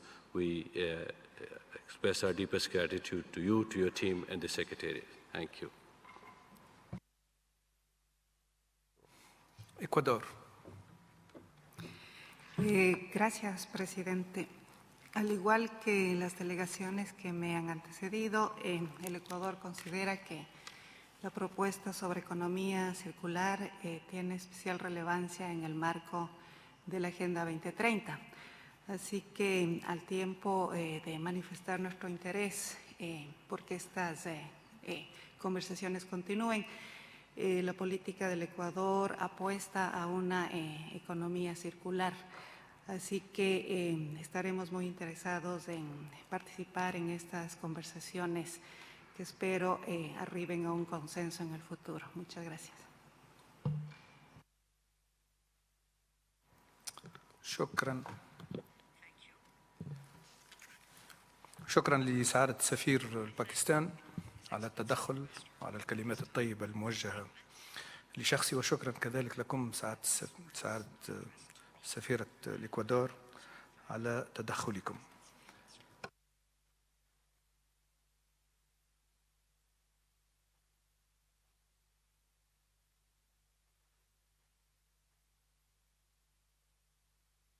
حضرة المندوبين الموقرين، وصلنا الآن إلى البند الأخير من جدول أعمالنا، اختتام الدورة 19 للمؤتمر العام.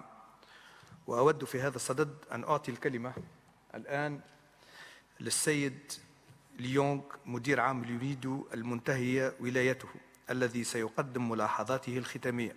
السيد المدير العام، لكم الكلمة.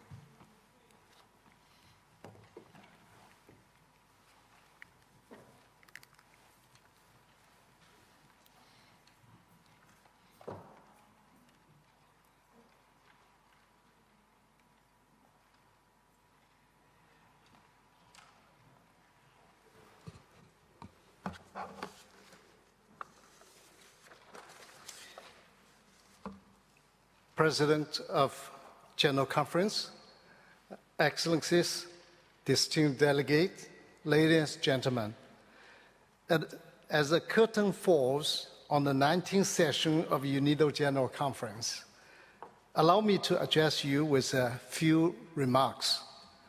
The President of General Conference reminded us in his opening statement that a dream, when shared by many, may become a reality. We have gathered here this week, the whole week, united by our shared dream of building a better future. Our joint vision of this future is based on a strong international cooperation and understanding that inclusive and sustainable industrial development is critical to addressing the pressing global challenges that threaten livelihoods today and the well-being of the future generation. Many speakers this week confirm that recovery from COVID-19 pandemic needs to be socially inclusive, environmentally sustainable, while building long-term resilience. Collective action, multi-stakeholder partnerships are needed to harness the full potential of the fourth industrial revolution. Equal opportunities for women and their empowerment should take a leading role in this transformation, as well as the investment in youth and their skills. Of course, calls for climate action, a just energy transition, and that the circular economy were heard loudly and clearly. Excellencies, ladies and gentlemen, this 19th session of General Conference is a special one, paving the path for the future of UNIDO. I would like to thank you for your contribution during and before the conference and for your active participation, be it here at the Vienna International Center or from our computers across the world. Let me congratulate the President and the Vice President of the conference for effective manner in which the plenary meetings were conducted. I also thank the chairperson of the main committee for her efforts and the skill in seeking the consensus during the negotiations. I also thank the delegations for their important contributions to these important deliberations. I congratulate the chairman of the Accountants Chamber of Russia Federation for his appointment as the external auditor of UNIDO for the period of another 2 years from the July 2022 onwards. I would like to thank wholeheartedly the heads of state and the government and the many ministers and eminent guests, as well as the representatives from academia and the private sector, and our moderators, esteemed panelists in the different thematic areas, events, and contributed to the success of this General Conference. Excellencies, dear colleagues, let me take this opportunity to express my appreciation to UNIDO colleagues who contributed to organization of the conference, the events, and virtual exhibition in such an extraordinary situation. And I would like to highlight the work of our colleagues in the PMO Secretariat who coordinated the efforts of the whole House, and a special thanks also goes to the interpreters, the UNOF Conference Service team, and technicians for their important contributions to a smooth running of this conference in a hybrid format. Please give them a big applause.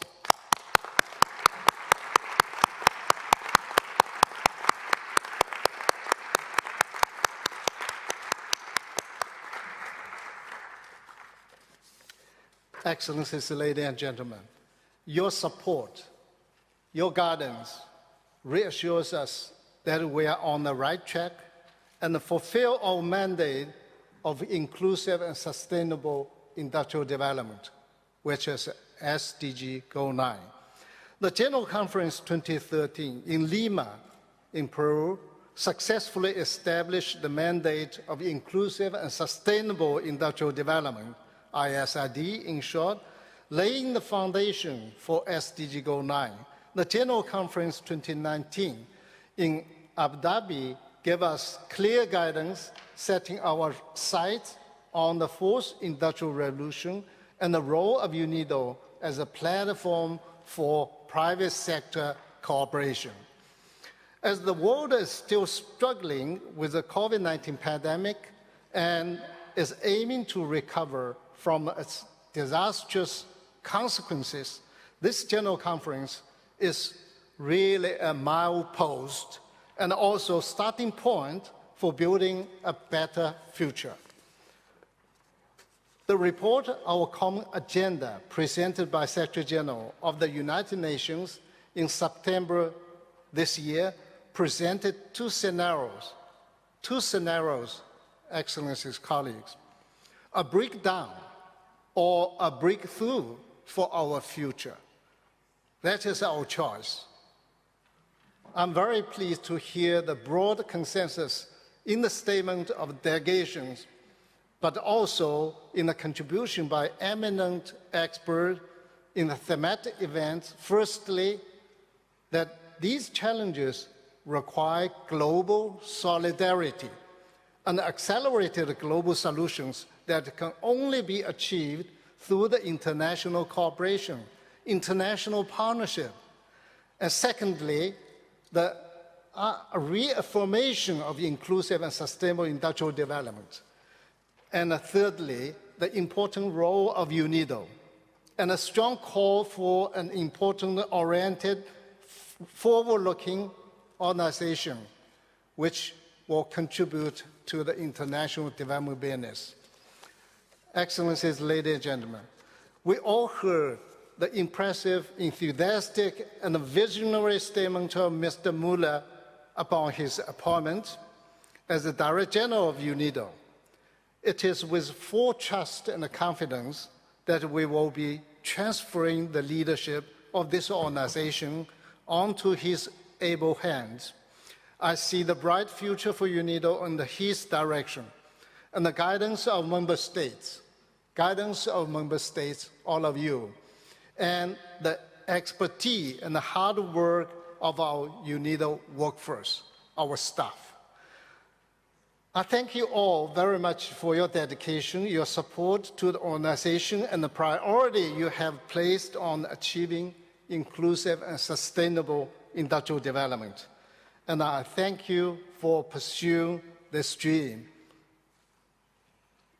All of us with all of us.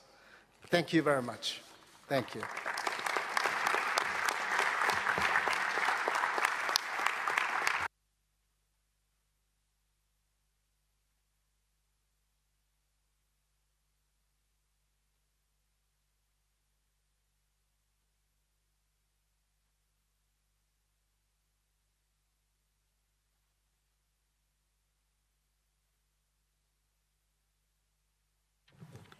أصحاب السعادة، حضرات المندوبين الموقرين، السيدات والسادة،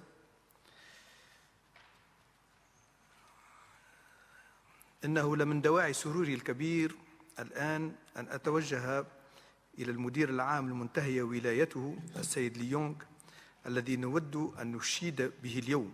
وفي هذا السياق أود أن أدعوكم لمشاهدة فيديو قصير.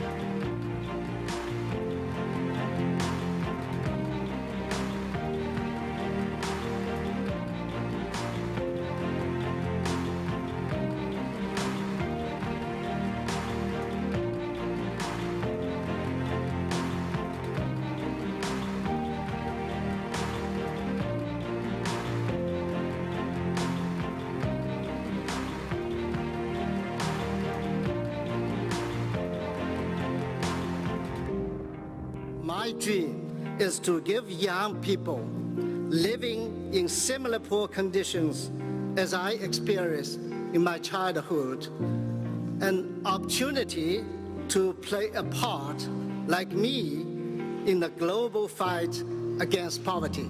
This is my dream.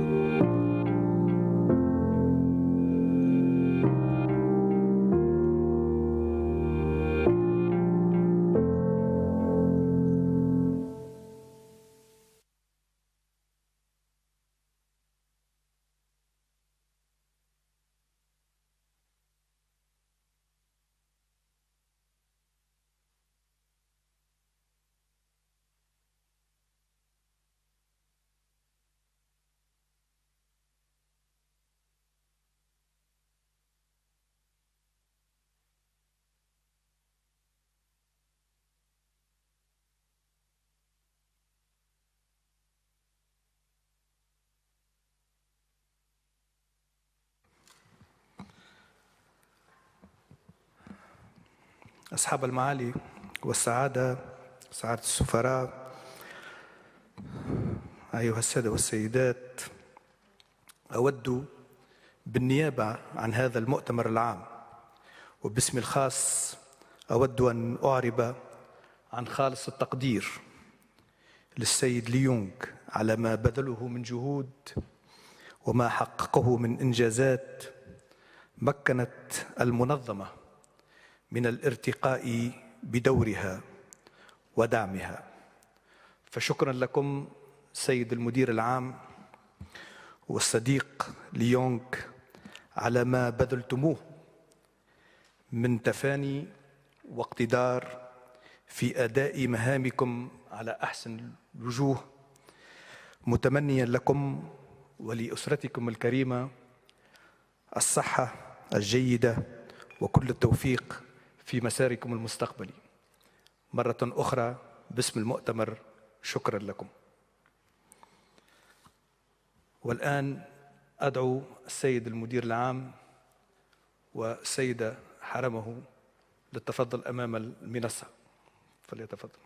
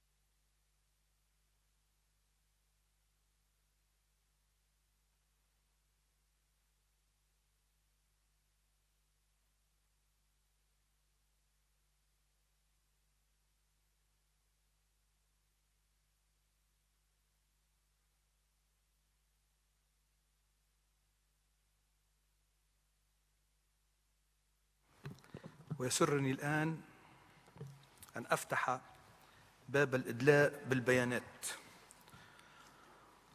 وأود أولاً أن أدعو المدير العام الجديد السيد كيرد ميلر إلى الإدلاء ببيانه، فليتفضل.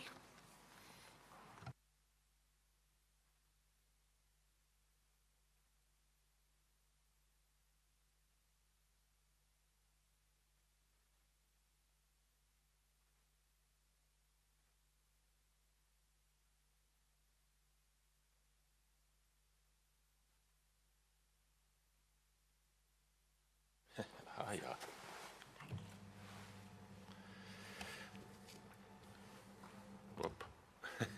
Okay, everything okay. Dear President, ladies and gentlemen, no, stop.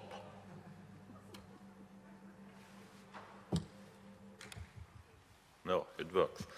President, ladies and gentlemen, distinguished members of the UNIDO General Conference, today we are saying thanks and farewell to Director General Lyon.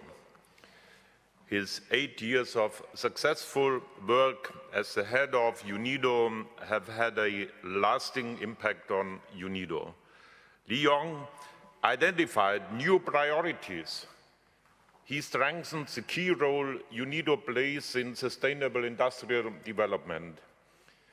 It is thanks to his efforts that SDG 9 was included in its current form in the United Nations 2030 Agenda for Sustainable Development. Li Yong knew that industrial production must be environmentally sustainable and must be decarbonized. Li Yong recognized the role and importance of the private sector and private investors. The transformation of the energy systems and the development of infrastructure in developing countries will require massive additional investments in future. By promoting the establishment of industrial parks and the PCP program, UNIDO implemented important projects under Li Yong's leadership. I will continue to expand this work, building a better future and building back better.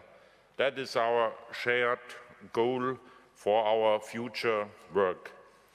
Li Yong established contacts and created links around the world. This had made UNIDO a valued partner worldwide. We met when the German ITPO was set up in Bonn, and we successfully expanded our cooperation in the context of the Compact with Africa. My dear Li Yong, we all thank you very much, and we also thank the entire staff of UNIDO. And we will continue to need you in the future. You will return to China, but you will continue to be our friend and an ambassador for UNIDO's work. We will also need strong support from China in the future. Our appreciation, our thanks, and our friendship go to you. We want to thank you with a big round of applause and our very best wishes also to your wife and family.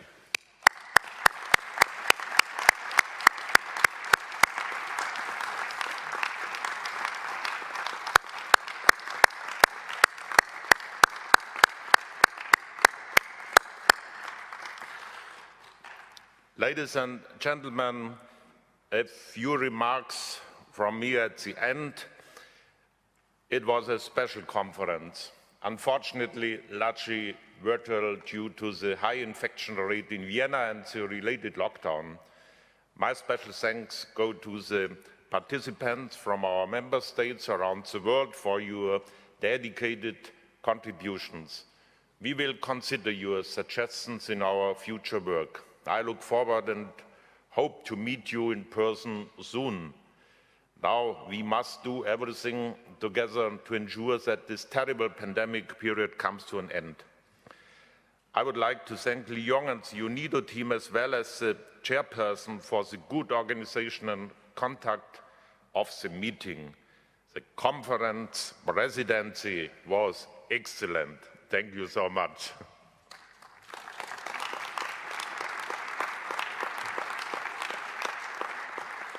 Now, we know what to do and how to do. And UNIDO has the experts and best practice activities to promote green industrialization. The pandemic and the climate crisis must be a wake-up call for a shared responsibility and a stronger commitment to implement SDG Agenda 2030, to fight against pandemic and hunger, poverty, inequality, and create jobs. This can only be achieved together in a community. But we do need a new spirit, moving from talking to decisive action. Distinguished delegates, so let's go home with optimism. Thank you very much for participating at this successful conference. My very special thanks to all the ambassadors, delegates here and at home. I wish you good health and a good start to the new year. See you soon. All the best and goodbye. Thank you.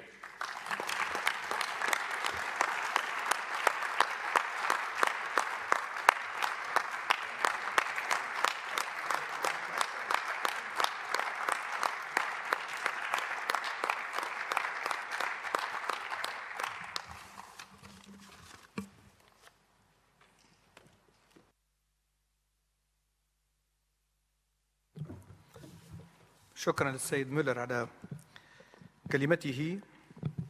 أصحاب السعادة، قبل أعطاء الكلمة للمتحدث التالي على قائمتي، اسمحوا لي أن أذكر جميع المتكلمين بأن البيانات سيخصص لها دقيقة واحدة للوفود ودقيقتين للمجموعات الإقليمية، فرجائي أن نتقيد بالحيز الزمني.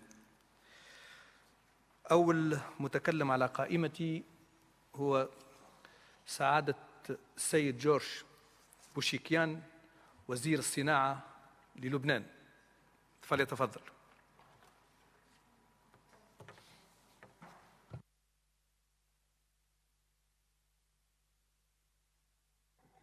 أهنئكم باسم لبنان ووزارة الصناعة على عملكم الدؤوب ونشاطكم الذاخر طوال سنين تسلمكم إدارة منظمة يونيدو، فقد أعليتم شأنها بإدارتكم الحكيمة ورؤيتكم الثاقبة، وتمكنتم من خلال استراتيجيات الصائبة الإبقاء على فعالية عملها ومرونتها في ظل أزمة كورونا والأزمات الاقتصادية في كثير من الدول.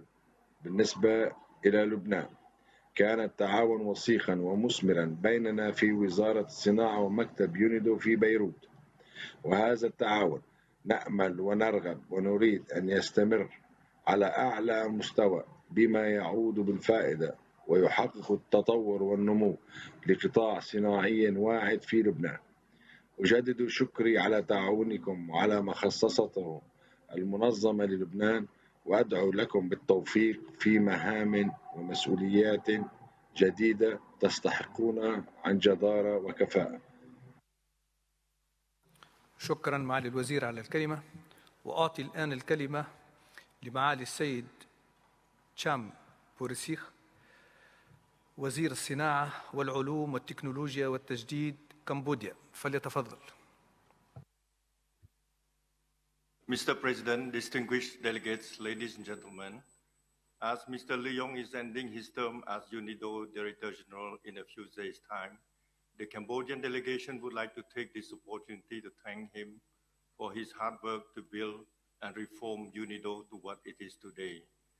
Over the last 8 years, his stewardship of UNIDO has been characterized by innovative ideas, strategic thinking, and what is most valuable are his tireless efforts to increase the credibility and visibility of UNIDO in the regional and international arena.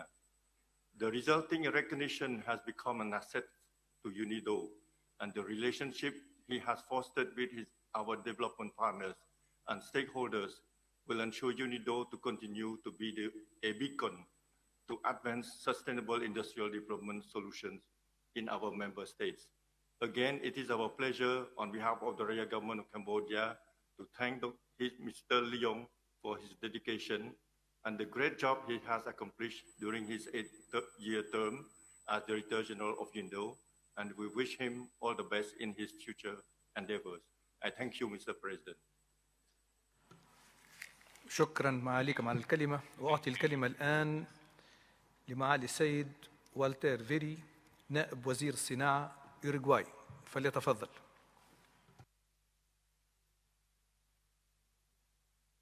Gracias, señor presidente. En nombre del gobierno de Uruguay, deseo transmitir el agradecimiento al señor Leong por estos 8 años de gestión al frente de UNIDO y el sincero reconocimiento a sus esfuerzos para mantener la organización como puntual y activo promotor de acciones y programas tendientes a la consecución de un desarrollo industrial inclusivo y sostenible. Expresamos nuestro reconocimiento por el liderazgo y la capacidad de gestión y organización interna que ha sabido imprimir a la organización. Las acciones de respuesta a la pandemia de COVID-19 e iniciativas de reconstrucción emprendidas por la UNIDO habrán de ser valoradas como parte de su legado como director general. Nuestra delegación de Uruguay desea al señor Leong éxitos en los proyectos que se proponga emprender a futuro. Muchas gracias, señor presidente. شكرا لكم على الكلمة، والآن أعطي الكلمة للسيد أدم ناجي، نائب كاتب الدولة للاستراتيجية الصناعية والتراتيب في كينيا. فليتفضل. Thank you, Mr. President. In my national capacity, let me thank Director General Lee Yong for his dedicated and tireless work during his mandate and for his leadership in promoting inclusive and sustainable industrial development. Dear Director General, Hungary, as a founding member of this organization, has a long-standing partnership with UNIDO. During the last 8 years, we worked closely together with you, and you always could rely on my government's support. During your tenure of office, UNIDO and Hungary were able to carry out a number of projects successfully. We appreciate the progress made in sustainable industrial development with your leadership. Dear Director General, I have been there personally at the inauguration procedure back in 2014, and it was a pleasure for me to work with you. It has been a privilege working with you. My government and I personally wish you all the best in your future endeavors. Thank you, Mr. President. شكرا على كلمتكم. وأعطي الكلمة الآن للسيد كريمي كاباريا Principal Secretary State Department for Industrialization Kenya. فلتفضل.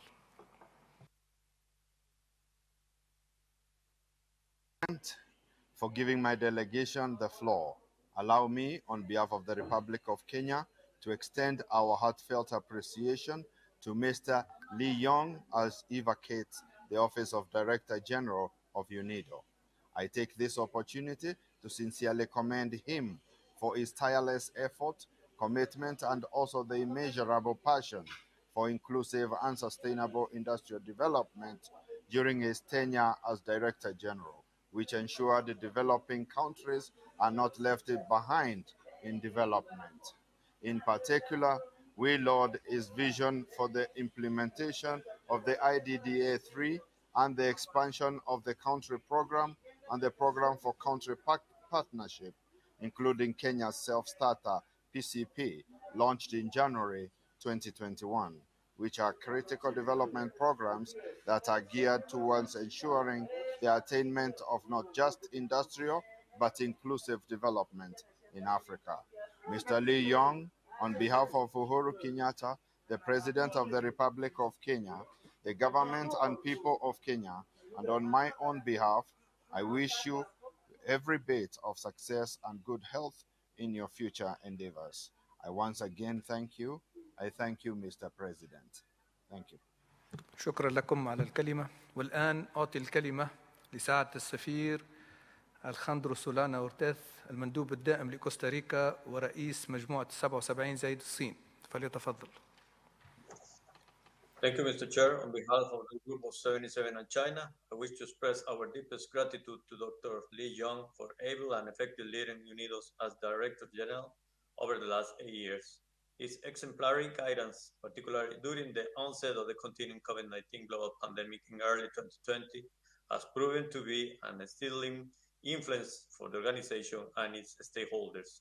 The group also wishes to commend Dr. Lee for the responsive vision he has endorsed to the organization, that despite the many challenges faced by UNIDO, he has remained relevant in advancing inclusive and sustainable industrial development.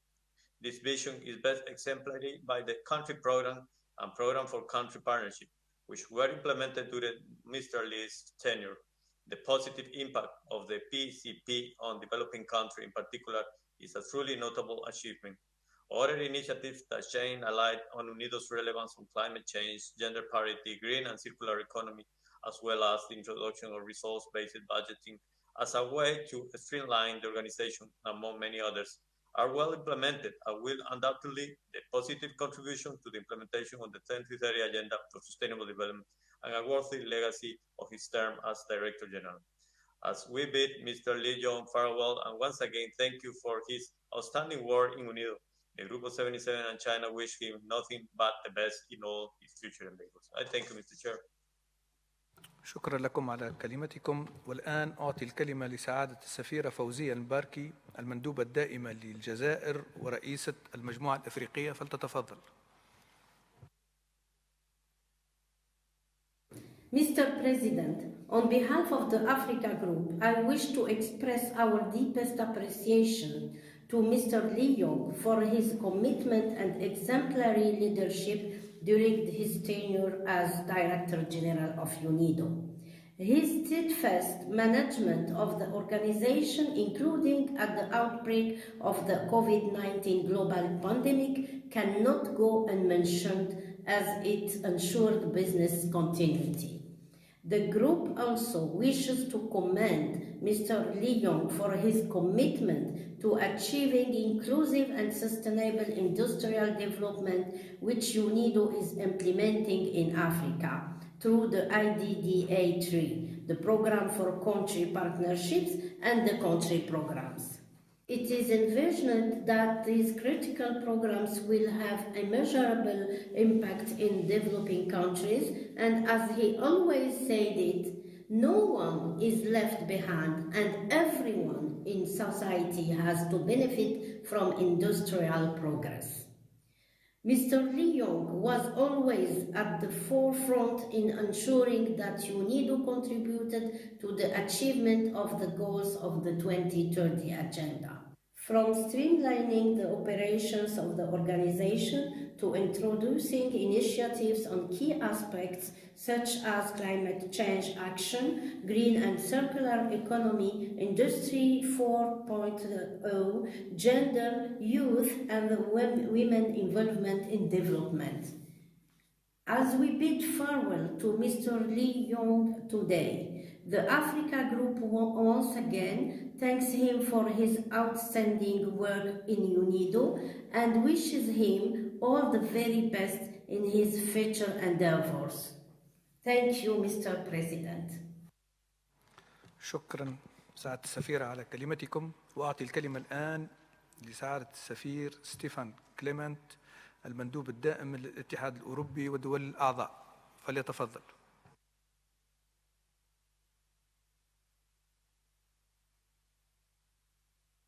Mr. President, I have the honor to speak on behalf of the European Union and its member states. The following countries align themselves with this statement: Turkey, the Republic of North Macedonia, Montenegro, Serbia, Albania, Bosnia and Herzegovina, Norway, Ukraine, the Republic of Moldova, and Armenia. We would like to take this opportunity to thank Director General Lee Yong for his leadership in promoting inclusive and sustainable industrial development at the helm of UNIDO. Over the past years, UNIDO has positioned itself as an important player to advance the implementation of the Global Development Agenda, and its mandate is fully recognized under Sustainable Development Goal number 9.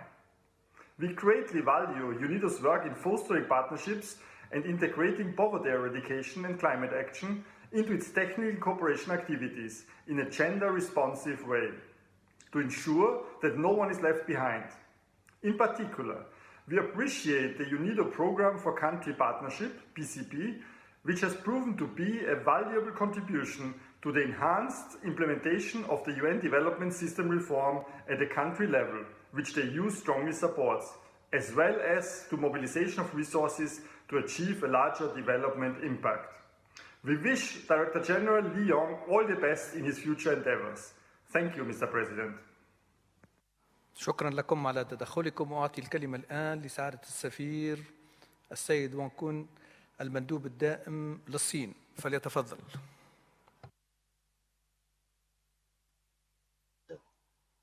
中方由衷赞赏李勇总干事这8年来为公发组织、为全球发展合作所做的积极贡献。2013年6月，李勇先生就任公发总干事的时候，公发组织正面临前所未有的困难，有的国家退出公发组织，有的国家减少捐款，公发组织的发展方向尚不明确，发展前景面临很大的不确定性。这8年来，李勇总干事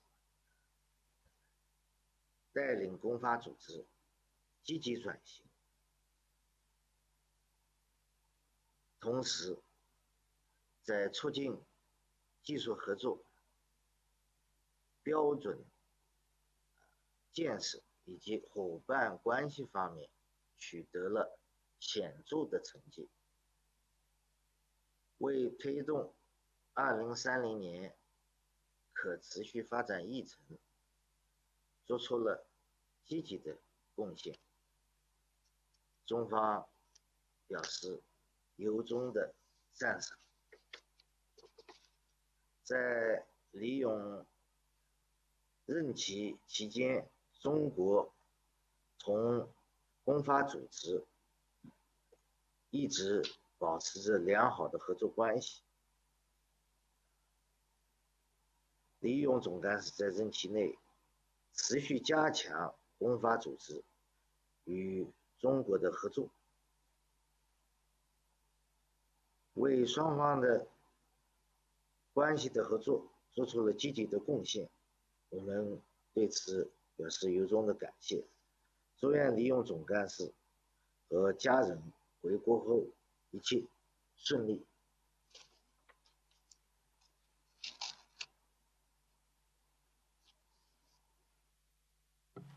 شكرا سعادة السفير على كلمتكم، وأعطي الكلمة الآن لسعادة السفير دكتور جوت شميت بريم المندوب الدائم لألمانيا، فليتفضل.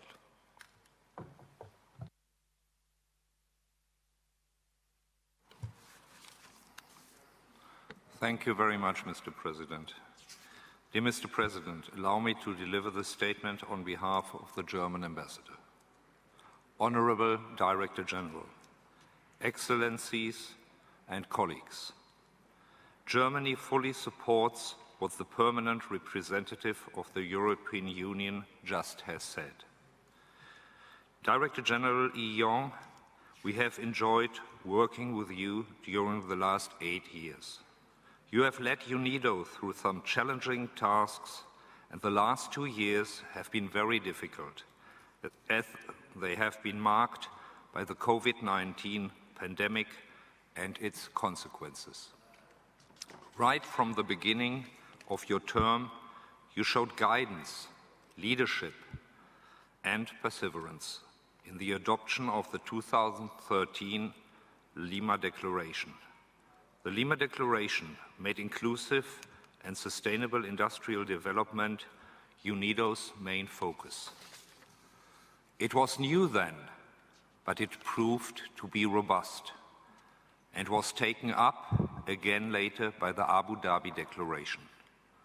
Further milestones under your responsibility were, to name just a few, the Programme for Country Partnership, the Risk Management Strategy, the Strategy for Gender Equality and the Empowerment of Women, and the opening of UNIDO's ITPO office in Bonn in Germany. You have strengthened UNIDO's organizational flexibility and its financial stability. We know that you have personally worked for optimal financial discipline, and you have been successful. Excellency, you have always been a competent and approachable leader. UNIDO's international reputation has improved during your term. The next Director General of UNIDO, Dr. Gerd Müller from Germany, will be able to build on your achievements. Thank you for all your work and for being a good partner. And I wish you only the very best for your future endeavors. Thank you very much. شكرا لكم على تدخلكم، وأعطي الكلمة الآن لسعادة السفير تاكاشي هيكاهارا المندوب الدائم لليابان، فليتفضل.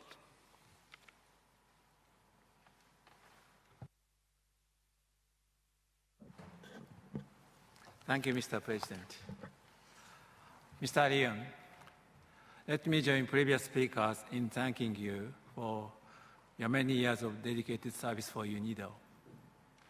We greatly value your leadership to commend the organization and your commitment toward its mission of inclusive, sustainable industrial development. Your achievements in the past 8 years speaks volumes about your sense of responsibility and your quality of management. You have strongly and tirelessly guided the organization despite the continued financial pressure and, in these 2 years, amidst the extraordinary difficulty posed by the pandemic. We have also valued the intensified collaboration between Japan and UNIDO under your valuable guidance. We have built a very fruitful track record of cooperation, which I am convinced will serve as foundation for further development of cooperation with UNIDO in the future.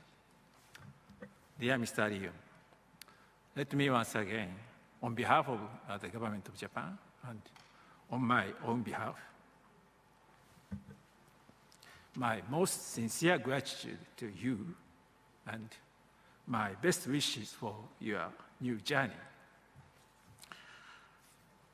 Hopefully, I will meet you again in the future and see you, how you are doing well, working hard as always in your new endeavor. I thank you. شكرا لكم على كلمتكم. وأعطي الآن الكلمة لسعادة السفير أليساندرو كورتيزي المندوب الدائم لإيطاليا، فليتفضل. Thank you, Mr. President. Mr. President, I'm particularly pleased to have the opportunity of saying a few words, 1 minute, I promise, to the outgoing UNIDO Director General. Therefore, I'm particularly grateful to you for giving me the floor. Dear Director General, dear Mr. Leong, I really wish to thank you for your leadership, shown again in your closing remarks of this conference, and for the great results UNIDO achieved during the over 8 years of your double mandate. On a personal basis, I'm particularly grateful for your friendship and for the extremely fruitful cooperation we had during my 2 years in Vienna. Italy has always been supportive and proactive in UNIDO, in line with its role as one of the main contributors of the organization. And I wish to stress here that we found in the outgoing Director General a competent, responsive, and thoughtful partner in all the many projects and initiatives we promoted together. Thank you very much, Mr. Leong, and best wishes to you, to your wife and family, as well as best wishes of all success in your future endeavors. Thank you, Mr. President. شكرا سعادة السفير. وأعطي الآن الكلمة لسعادة السفيرة ندى كروجر المندوبة الدائمة لناميبيا، فلتتفضل.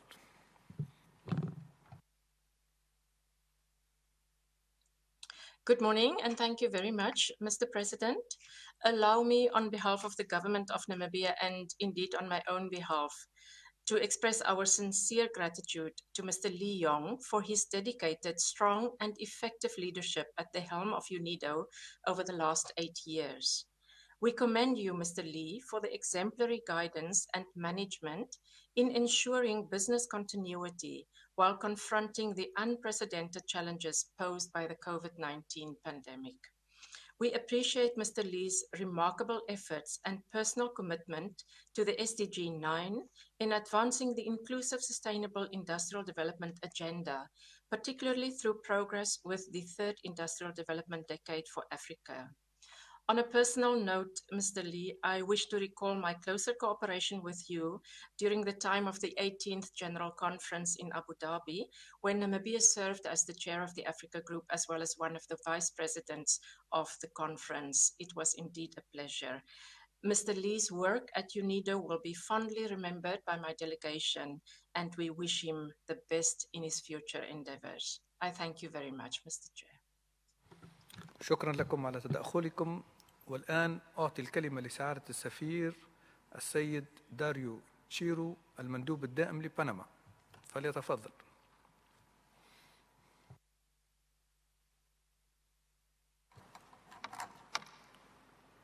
Muchas gracias, señor presidente. Señor Lillón, en nombre del Gobierno de la República de Panamá, quiero agradecerle por la extraordinaria labor desempeñada durante los últimos 8 años liderando la UNIDO. Durante sus 2 mandatos, esta organización avanzó considerablemente en la promoción del desarrollo industrial sostenible e inclusivo, pero también para ampliar nuestra agenda hacia temas cruciales que enfrenta la humanidad, así como en la relación cordial y de colaboración con los Estados miembros. Indudablemente reconocemos su incansable empeño en favor del empoderamiento de la mujer, del fomento de la competitividad económica, de la prosperidad compartida, salvaguardando el medio ambiente, aún en tiempos difíciles de pandemia. En nombre de mi país, deseo agradecer su legado y desearle muchos éxitos en sus futuras actividades. Muchas gracias, señor presidente. شكرا سعادة السفير على التدخل، وأعطي الكلمة الآن لسعادة السفير حسن قدور المندوب الدائم لسوريا، فليتفضل.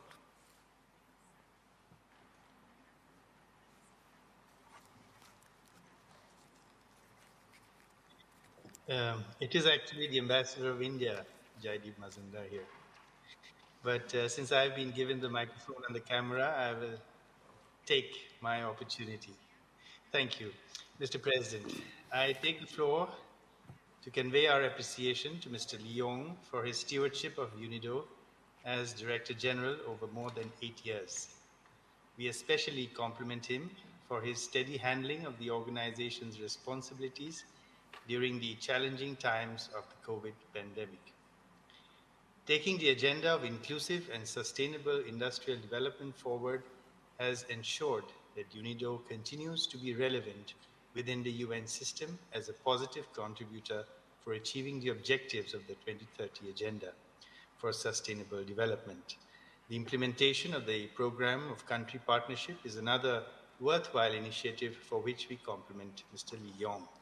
As we bid him farewell, I would like to wish him all the very best for his future endeavors. I thank you, Mr. President. شكرا سعادة السفير والمعذرة. وأعطي الكلمة الآن لسعادة السفير حسن قدور المندوب الدائم لسوريا، فليتفضل.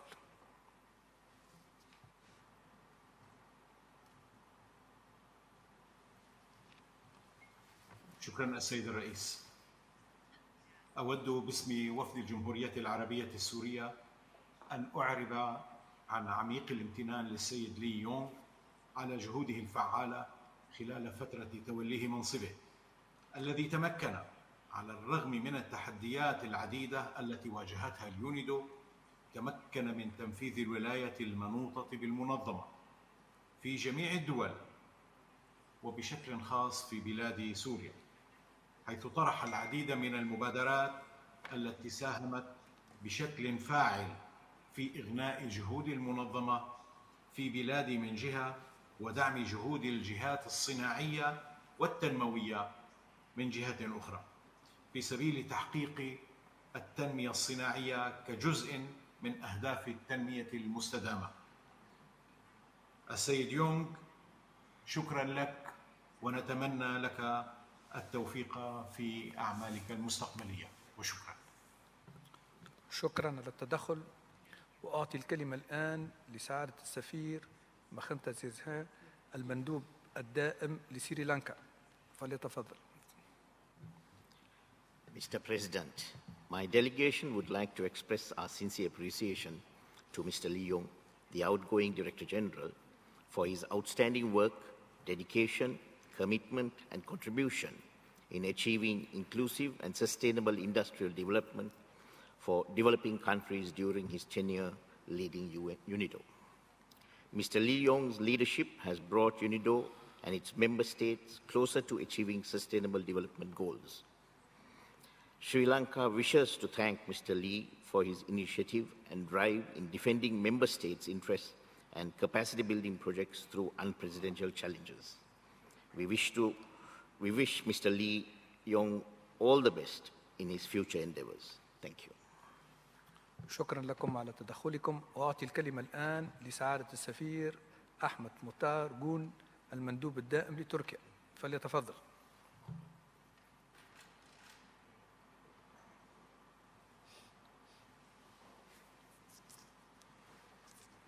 Thank you. Good morning, Mr. President. Turkey has aligned itself with the statement made on behalf of the European Union.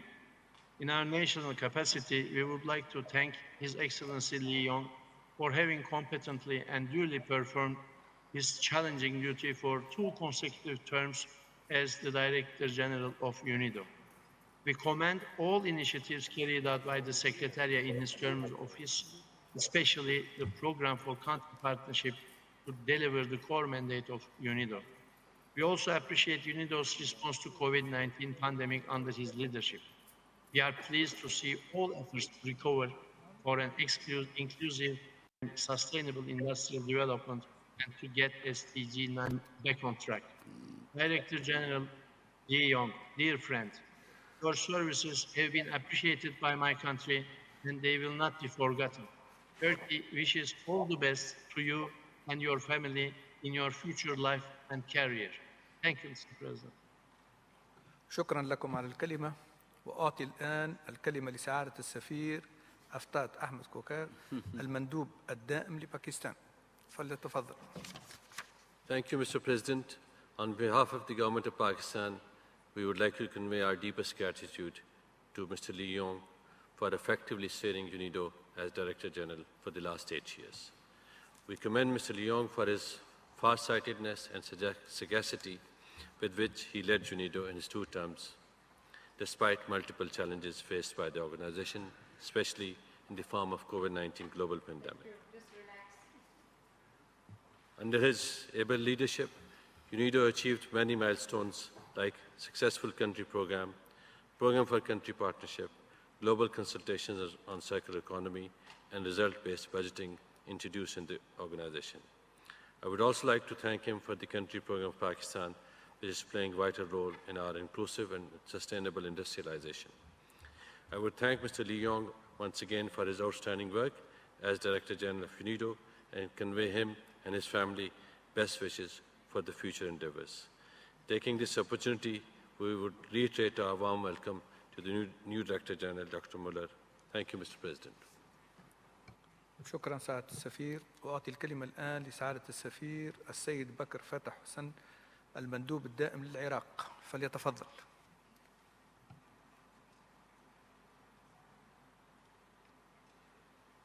السيدات والسادة الحضور، نتقدم بالشكر والثناء والتقدير للسيد لي يونغ على رئاسته للمنظمة طيل الفترة الماضية والجهود الرائعة التي بذلها في تحقيق أهداف واستراتيجيات منظمة في السنوات 8 الماضية، متمنين له الموفقية في مسيرته العملية والحياتية القادمة.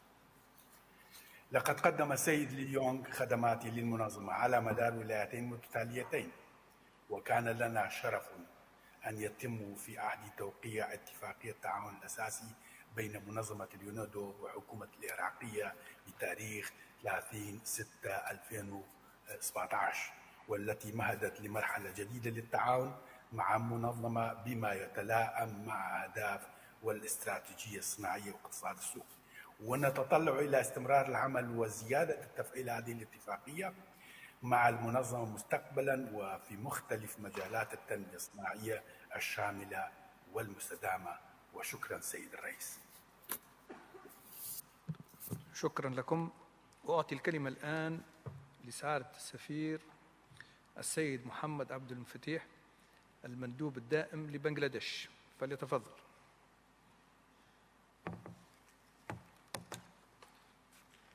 Thank you, Mr. President. We congratulate Mr. Lee Yong for his excellent leadership of the UNIDO as its Director General for the last 8 years, defying many odds, including the ongoing pandemic, and accomplishing many outstanding achievements. On behalf of the government of Bangladesh, my delegation expresses its sincere thanks and gratitude to Mr. Lee Yong. During his tenure, Mr. Lee Yong has led the UNIDO with unwavering principles for the excellence, with dedicated professionalism, and with never-tiring service to ISID, particularly in the developing countries. Bangladesh fondly appreciates the contribution of Mr. Yong to expand the purview of UNIDO activities and his attempts to streamlining the use of resources. We would also like to commend him for prioritizing circular economy and climate change issues in UNIDO projects The country program and program for country partnership will continue to carry his legacy in UNIDO. Dear Mr. Lee Young, you'll be missed here. We'll remember you with warm thoughts and memories. We'd like to wish you and your family good health, happiness, and the best of luck with whatever comes next. Thank you, Mr. President. شكرا على تدخلكم، والكلمة الآن لسعادة السفير السيد سلطان سلمان المنصوري المندوب الدائم لقطر، فليتفضل. شكرا السيد الرئيس. اسمح لي أن أتقدم باسم وفد دولة قطر بالشكر والتقدير لسعادة المدير العام لليونيدو المنتهية ولايته السيد لي يونغ، ونثني على الجهود المخلصة التي بذلها في السنوات الثمان الماضية في قيادة المنظمة وتعزيز دورها وتوسيع أنشطتها في التنمية الصناعية، ونتمنى له النجاح والصحة والتوفيق في مهامه الجديدة. شكرا السيد الرئيس. شكرا لسعادة السفير على التدخل، وأعطي الآن الكلمة لسعادة السفير صلاح عبد الشافي المندوب الدائم لفلسطين باسم المجموعة العربية، فليتفضل. سيد الرئيس، تود المجموعة العربية أن تتقدم بجزيل الشكر للمدير العام المنتهي ولايته السيد لي يونغ، حيث شهدت منظمة اليونيدو نقلة نوعية أثناء ولايته على كافة الأصعدة، سواء كان على الصعيد الإداري للمنظمة أو على صعيد البرامج الهادفة إلى الدفع بعجلة التنمية الصناعية الشاملة والمستدامة. لقد تسمت العلاقة ما بين اليونيدو والدول العربية في عهد السيد لي يونغ بتحقيق العديد من الإنجازات، وعلى وجه الخصوص في تنفيذ برامج الشراكة القطرية، حيث قدمت مصر والمغرب نموذجان ناجحان يحتذى بهما. تتمنى المجموعة العربية للسيد لي يونغ التوفيق والنجاح في جميع مساعيه المستقبلية. شكرا سيد الرئيس. شكرا على التدخل، وأعطي الآن الكلمة لسعادة السفير الخندرو سولانو أورتيز المندوب الدائم لكوستاريكا، فليتفضل. Muchas gracias, señor presidente. El país hace suya la declaración del G77, por la cual reconoce el trabajo desplegado por el señor Lee Young a lo largo de estos 8 años como director general de UNIDO. Y quisiéramos, a título nacional, reconocer su trabajo y su compromiso con una agenda sustantiva para el desarrollo en línea con el mandato de la organización. Nuestro agradecimiento por la confianza depositada en nuestro país para liderar el proceso de las consultas globales sobre economía circular que hemos llevado a cabo en el último año junto con la delegación de Austria, así como las permanentes invitaciones a nuestras autoridades para compartir experiencias sobre nuestra agenda ambiental y productiva. Quisiéramos desearle lo mejor en sus futuras obligaciones, las cuales estamos seguros acometerá con el mismo compromiso y empeño con el que ha desempeñado su cargo como director general. Muchas gracias. شكرا لكم على تدخلكم، وأعطي الكلمة الآن لسعادة السفيرة غابرييلا سيلنر المندوبة الدائمة للنمسا، فلتتفضل. Thank you, President. Austria fully supports what the head of the European delegation has just said. Let me start by repeating what the Austrian Federal Minister Gewessler and Secretary General of the Austrian Foreign Ministry, Ambassador Launsky-Tiefenthal, have already said in the beginning of this conference. As a committed member state and as the host country of UNIDO, we thank Director General Lee Young for his excellent work for the organization and the equally excellent relations and cooperation between UNIDO and Austria during his tenure. Director General, during the 8.5 years of your tenure, you have substantially contributed to UNIDO's development and the fulfillment of its important mandate. Your name will stay linked to UNIDO, SDG 9 and many others, as well as UNIDO's significant contribution to implementing the Agenda 2030 and combating the COVID crisis. Director General of UNIDO, Mr. Lee Young, we wish you and your family all the best for your future. Thank you, President. شكرا سعادة السفير على تدخلكم، وأعطي الكلمة الآن لسعادة السفيرة دومينيكا كروس المندوبة الدائمة لبولونيا، فلتتفضل. Thank you, Mr. President. Dear Director General Leong, on behalf of the government of Poland, I would like to thank you for your tireless engagement in leading the organization and exploring new possibilities for the successful implementation of its mandate. The completion of 8 years of service for UNIDO as its Director General must bring you a lot of satisfaction and self-esteem. It is your initiative and passionate advocacy that make UNIDO now serve as the guardian of the Sustainable Development Goal 9. We value the efforts you undertook to bring UNIDO up to the challenges of the second decade of the millennium, and we shall remember new projects and programs elaborated and implemented under your guidance. Your readiness to listen to the needs and opinions expressed by member states, big and small, established donors and phasing out recipients, those advanced in their industrial development and those less successful in securing their economic position in this world. This approach of inclusiveness, emphasis on not leaving anybody behind, and paying attention to the principles of sustainability will mark the time of your years at the top of UNIDO. I wish you some peaceful time among the lavish greens of mainland China and skyscrapers of Shanghai, but please make use of your knowledge and experience still for the benefit of international community. I thank you. شكرا لكم. والآن أعطي الكلمة لسعادة السفير حامد الكعبي المندوب الدائم للإمارات العربية المتحدة. فليتفضل. Thank you, Mr. President. On behalf of my government, United Arab Emirates, and myself, I would like to express my sincere gratitude to Mr. Leong for his friendship, wise leadership as UNIDO's Director General over the last 8 years. His extraordinary guidance and contribution have proven to be a key success for the organization.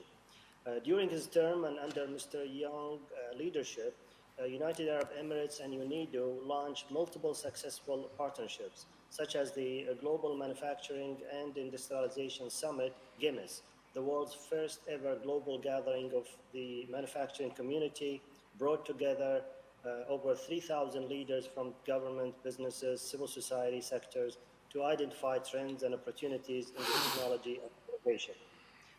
Hosting UNIDO's 8th session of the General Conference in Abu Dhabi and the adoption of Abu Dhabi Declaration, these are just some of the highlights of the great support my country received from UNIDO under Mr. Leong's leadership. Mr. Leong plays a significant role on these important initiatives, which led to remarkable achievements. As we bid farewell to Mr. Leong, we wish him the best of health, prosperity, and success in the next chapter of his life. I thank you, Mr. President. شكرا على تدخلكم. وأعطي الآن الكلمة لسعادة السفيرة موراكوت سيريسوازدي المندوبة الدائمة لتايلاند. فلتتفضل.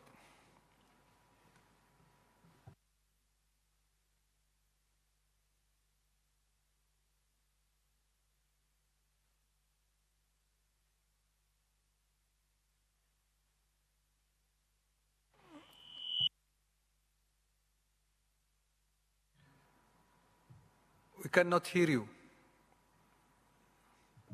You can hear me now? Yes. Oh, thank you very much. Mr. President, on behalf of the Royal Thai government and on my own behalf, I wish to express our sincere appreciation to the outgoing Director General, Mr. Leong, for his leadership and tireless dedication during the past 8 years, especially during the trying time of the COVID-19. Thailand appreciates significant initiatives and achievements of the UNIDO in fulfilling the organization's mandate under the guidance and commitment of Mr. Leong. Mr. Leong's close cooperation and support to Thailand during his tenure, including his fruitful visit to Thailand in October 2018 to commemorate the 50th anniversary of Thailand's membership in UNIDO, will always be valued.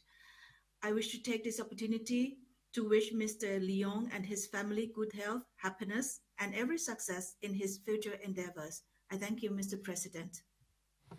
شكرا لكم. والآن أعطي الكلمة للسيد مردشاي دونيس بول رودغولد المندوب الدائم لإسرائيل.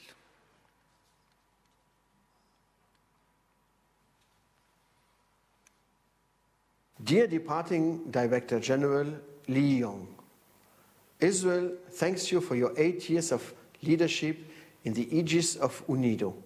You have left your strong mark on the organization in many respects, among them the PCP programs.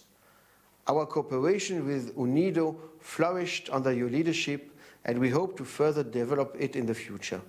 Thank you again. I wish you all the best for your future endeavors. Toda and Shalom.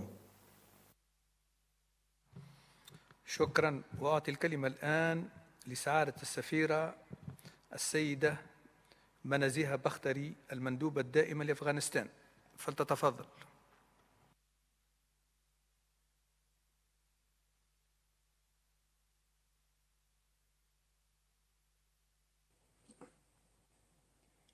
Mr. President, I wish to express deepest gratitude to Mr. Lee Young for successfully leading UNIDO as Director General over the last 8 years. Despite the difficult situation due to the rapid spread of the global COVID-19 pandemic.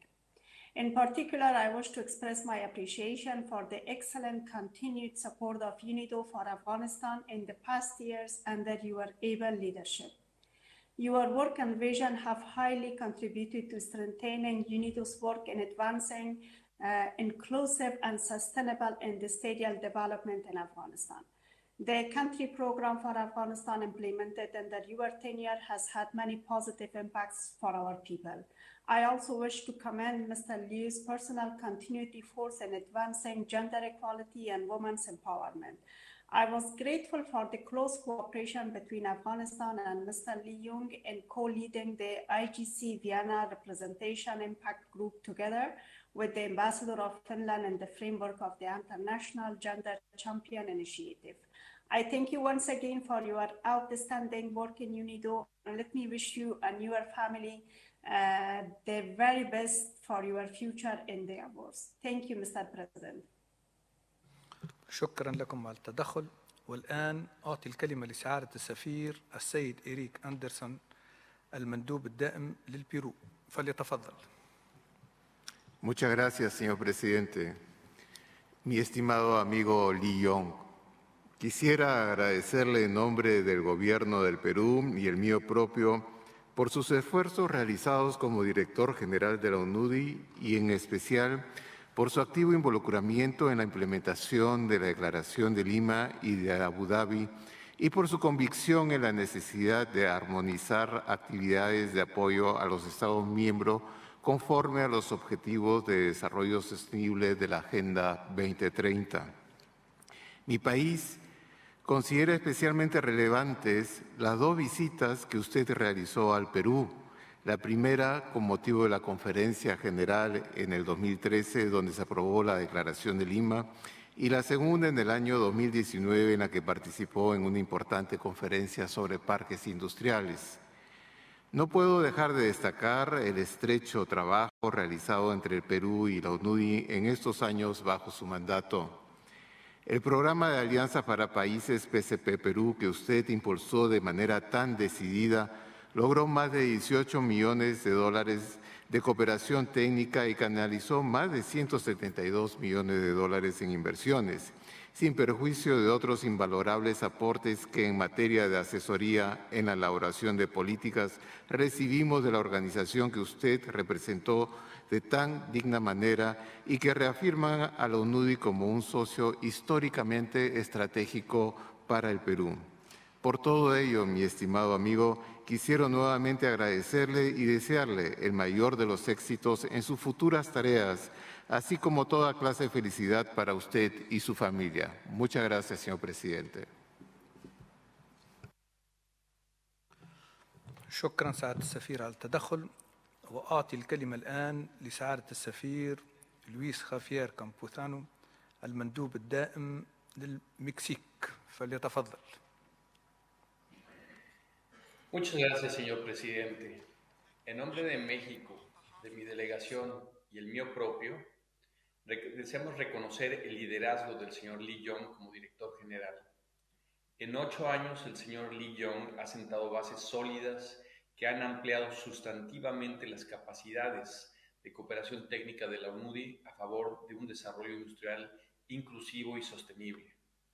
A pesar del difícil entorno internacional y en particular de los retos inéditos surgidos de la pandemia, el director general Lee Yong ha construido la solidez institucional que le ha permitido a la organización adaptarse y hacer propuestas para que el sector industrial contribuya al desarrollo sostenible, inclusivo y resiliente, en particular en los países en desarrollo. Señor Lee Yong, en nombre de México y el mío propio, le agradezco su profesionalismo y dedicación. Le deseo a usted, a su esposa y familia, éxito, salud y felicidad en sus actividades profesionales y personales futuras. Muchas gracias. شكرا لكم. وأعطي الآن الكلمة لسعادة السفيرة ميمونة كيبانجا تاريشي تنزانيا المندوبة الدائمة لتنزانيا، فلتتفضل.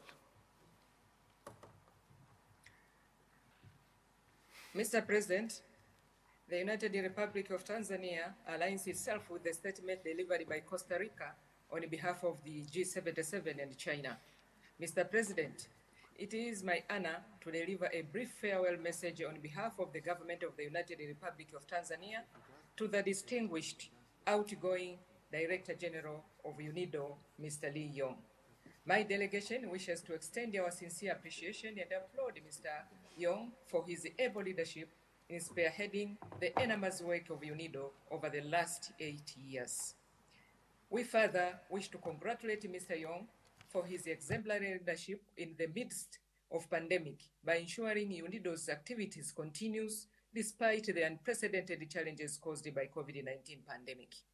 Mr. President, under the stewardship of the outgoing Director General, UNIDO has remained true to its mandate and continued to assist developing countries and LDCs in industrial development while ensuring they benefit from global trade and investment. My delegation applauds Mr. Yong, particularly for the establishment of the unique initiatives on country program partnership, which were initiated and implemented during his tenure. The PCP has portrayed a good example as an innovative model for accelerating inclusive and sustainable industrial development in PCP implementing countries.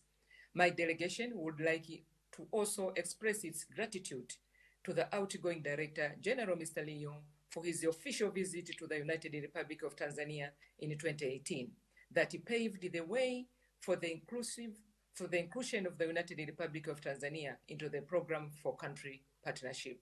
Mr. President, in closing, I wish to thank him for his outstanding work in UNIDO during his tenure and wish him all the best in his future endeavors. Mr. Lee Yong, thank you. Asante sana. Shieni. شكرا لكم. وأعطي الكلمة الآن لسعادة السفير سليمان دودة عمر المندوب الدائم لنيجيريا، فليتفضل.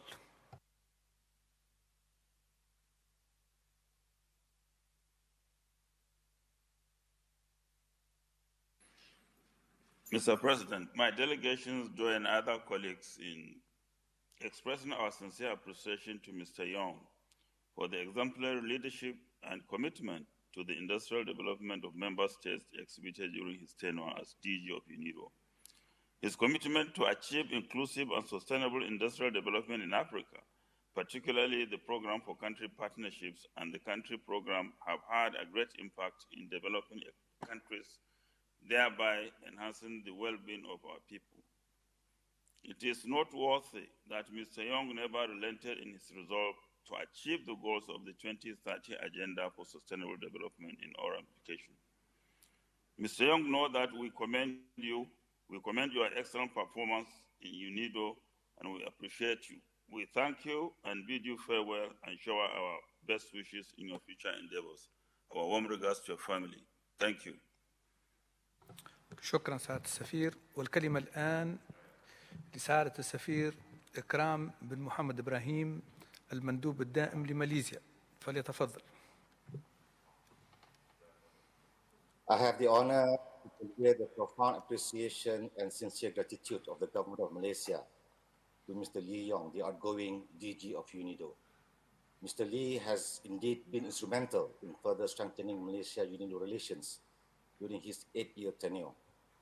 There is truth in a Chinese proverb that says the scent of rose will always stay on the hand of the giver. The scent of rose will always stay on the hand of the giver.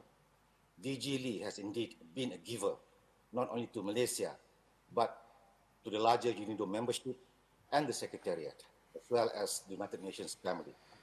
The scent of DG Lee's selfless efforts, dedication, and contributions will remain etched in perpetuity. I conclude by quoting another Chinese proverb that says, "Only he who has traveled the road knows where the holes are deep." In the case of DG Lee, he knew where the holes were, and more importantly, he filled up those holes so that his successor, the Secretariat, and the UNIDO membership would be able to enjoy a smoother journey ahead. I wish DG Lee all the best in his future endeavors, and may he continue to enjoy good health, happiness, and prosperity. Thank you, Mr. President. شكرا على تدخلكم. وأعطي الآن الكلمة لسعادة السفير صلاح عبد الشافي المندوب الدائم لدولة فلسطين، فليتفضل. شكرا سيد الرئيس. يود وفد بلادي أن يتقدم بالشكر والعرفان للمدير العام المنتهي ولايته السيد لي يونغ. لقد شهدت العلاقة بين دولة فلسطين واليونيدو تطورا نوعيا خلال فترة ولايته من حيث عدد المشاريع المنفذة والقطاعات التي غطتها، وبالتالي وفرت أساسا يبنى عليه في عهد المدير العام الجديد من أجل تحقيق التنمية الصناعية الشاملة والمستدامة. نتمنى للسيد لي يونغ موفور الصحة والسعادة والتوفيق في جميع مساعيه المستقبلية. شكرا سيد الرئيس. شكرا سعادة السفير. وأعطي الكلمة الآن لسعادة السفير السيد إيون أوليري المندوب الدائم لإيرلندا، فليتفضل. Thank you, Mr. Chair. Director General Lee Yong, Ireland would like to thank you for your excellent work as Director General. You have steadied the UNIDO ship and you have set it on a new and successful course. Your successor, Gerd Muller, is fortunate to follow such an effective Director General and to inherit an organisation that is at a very high level of effectiveness. On a personal level, I would like to thank you for your friendship and helpfulness in the year since I came here to Vienna, and I would like to wish you and your wife a happy retirement. I'm sure we will see you again, and just to wish both of you Ibai Sui, 100 years. Thank you. شكرا. أعطي الكلمة الآن للسيد سيرجي فيدرياكوف نائب المندوب الدائم لروسيا، فليتفضل. Благодарю вас, господин председатель. Уважаемый господин Ли Юн, за годы плодотворной деятельности на посту генерального директора ЮНИДО вы снискали уважение мирового сообщества, заслужили высокий авторитет и признание. Под вашим руководством было предпринято много усилий на благо организации и международного развития в целом. Сегодня уникальный мандат и экспертиза ЮНИДО востребованы как никогда. Укрепление промышленного потенциала и продвижение устойчивой индустриализации – один из важнейших факторов успешной реализации повестки 2030 и ЦУР. Россию и ЮНИДО связывает долгая история взаимоотношений. Это пример многогранного конструктивного партнерства. Высоко ценим ваш личный вклад в его укрепление. Россия намерена и дальше поддерживать ЮНИДО в ее начинаниях. Позвольте пожелать вам доброго здоровья, благополучия и всяческих успехов. Благодарю вас, господин председатель. شكرا لكم. والآن أعطي الكلمة لسعادة السيدة دينا جوي أماتونغ المندوبة الدائمة بالنيابة للفلبين. فلتتفضل. Mr. President, on behalf of the Philippine delegation, I wish to convey our deepest gratitude to Mr. Lee Yong for his very able leadership of UNIDO over the past 8 years. The dynamism and innovations he has introduced since taking the helm in 2013 have undoubtedly propelled the organization to new levels in fulfilling UNIDO's mandate of inclusive and sustainable industrial development. The Philippines recalls that when DG Lee entered office, UNIDO had 5 ongoing projects in the country. Now, as he prepares to depart, there are 12 programs being undertaken in the Philippines, all aimed at uplifting our development capacity with a strong focus on environmental responsiveness.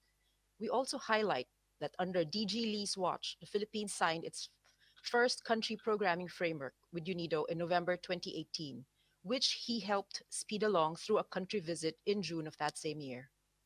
It is worth underscoring that this CP has been key in launching a timely project to address the Philippines' response to the COVID-19 health crisis. The positive impact of these projects cannot be understated. As DG Lee's term draws to a close, we look back on his many achievements, including the institution of the landmark program for country partnership and a results-based budgeting and programming system as watershed moments for UNIDO and feathers in his cap. With this, the Philippines sincerely wishes DG Lee Yong all the best in his future endeavors. Thank you, Mr. President. شكرا على تدخلكم. وأعطي الكلمة الآن للسيد جون مارك فريكيغر نائب المندوب الدائم لسويسرا. فليتفضل. Merci, Monsieur le Président. Monsieur le Président, Monsieur le Directeur général sortant Lee Yong, Excellences, Mesdames, Messieurs. Aujourd'hui, la famille de l'ONUDI fait ses au revoir à Lee Yong dans ses fonctions de directeur général. Durant ces 8 dernières années, il a joué un rôle très important pour façonner l'organisation. Sous son leadership, le nombre de membres a pu être stabilisé et un nombre de réformes internes ont été mises en œuvre qui ont rendu l'organisation plus effective et efficace. De plus, Lee Yong a travaillé dur pour le lancement et le développement du Programme for Country Partnership, un programme qui promet une coopération nouvelle et plus efficace entre les États hôtes et l'ONUDI.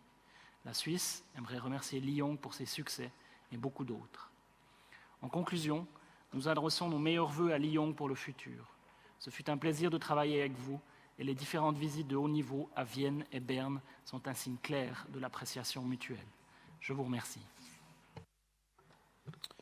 شكرا لكم. وأعطي الآن الكلمة للسيد يون جون يون نائب المندوب الدائم لجمهورية كوريا.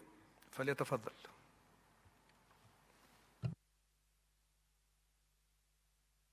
Thank you, Mr. President.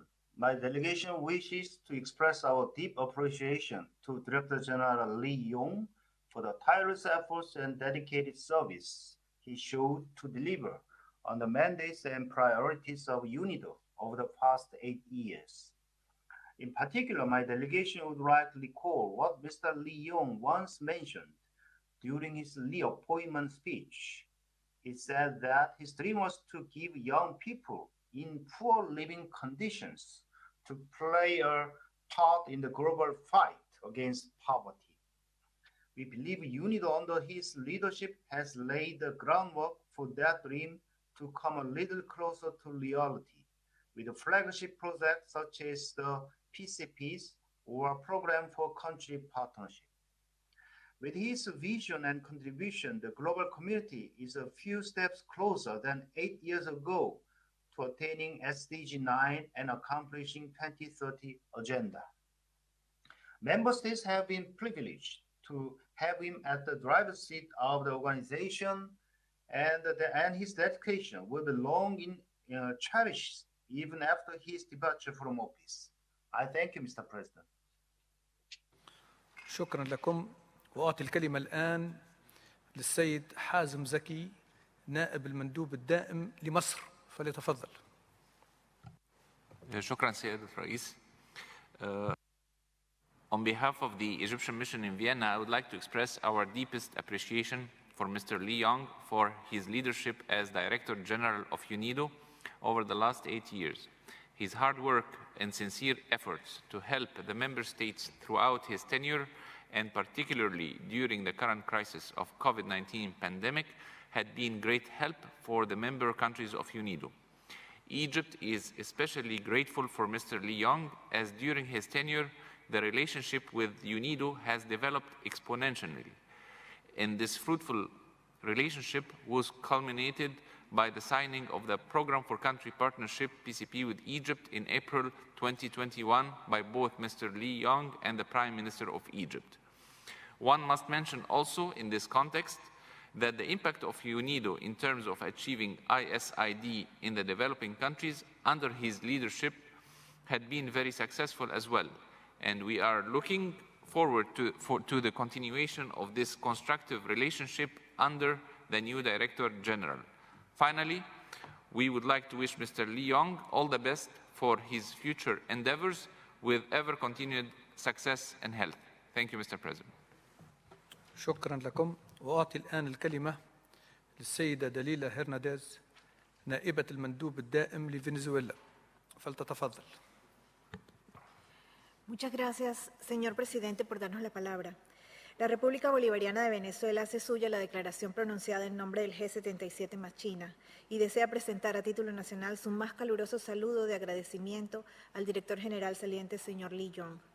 Señor Lee Young, Venezuela reconoce y agradece su gestión al frente de la UNIDO y en particular para nuestro país. Usted ha sido un gran amigo del pueblo y el gobierno de Venezuela.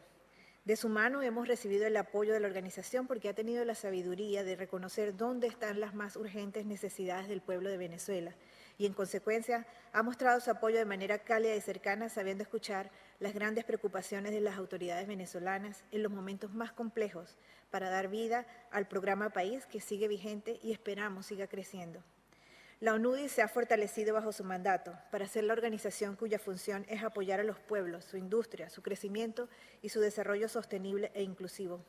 Usted ha sentado las bases y ha conformado la estructura que seguirá siendo fundamental para el futuro de la UNIDO. Y por ello Venezuela también le agradece. Finalmente, mi delegación le desea un futuro lleno de frutos en favor del multilateralismo en general y en particular para su país, para usted y su familia. Muchas gracias, señor presidente, por darnos la palabra. شكرا. وأعطي الكلمة الآن للسيد فرانسيس هين نائب المندوب الدائم بوركينا فاسو. فليتفضل. Merci, Monsieur le Président. Au nom du gouvernement du Burkina Faso, je voudrais traduire ma reconnaissance à M. Lee Young et le féliciter pour la manière la plus remarquable avec laquelle il a présidé aux destinées de notre organisation. Durant sa gestion, et particulièrement pendant les moments les plus difficiles comme l'apparition du Covid-19, M. Lee Young a toujours fait preuve de leadership et de professionnalisme, toute chose qui a permis d'assurer la continuité des services et l'assistance à fournir aux membres. C'est le lieu pour ma délégation de réitérer sa profonde gratitude à M. Lee Young, qui, par son engagement et sa vision, a su davantage mobiliser les membres, les partenaires et autres donateurs autour de notre idéal qu'est le développement industriel inclusif et durable. Reconnaissant les qualités humaines et professionnelles dont il a fait preuve au cours de son mandat, mon pays voudrait lui souhaiter tout le meilleur pour ses fonctions futures. Je vous remercie. شكرا لكم على تدخلكم. وأعطي الكلمة الآن للسيد غوستاف دوفلو نائب المندوب الدائم لغانا. فليتفضل.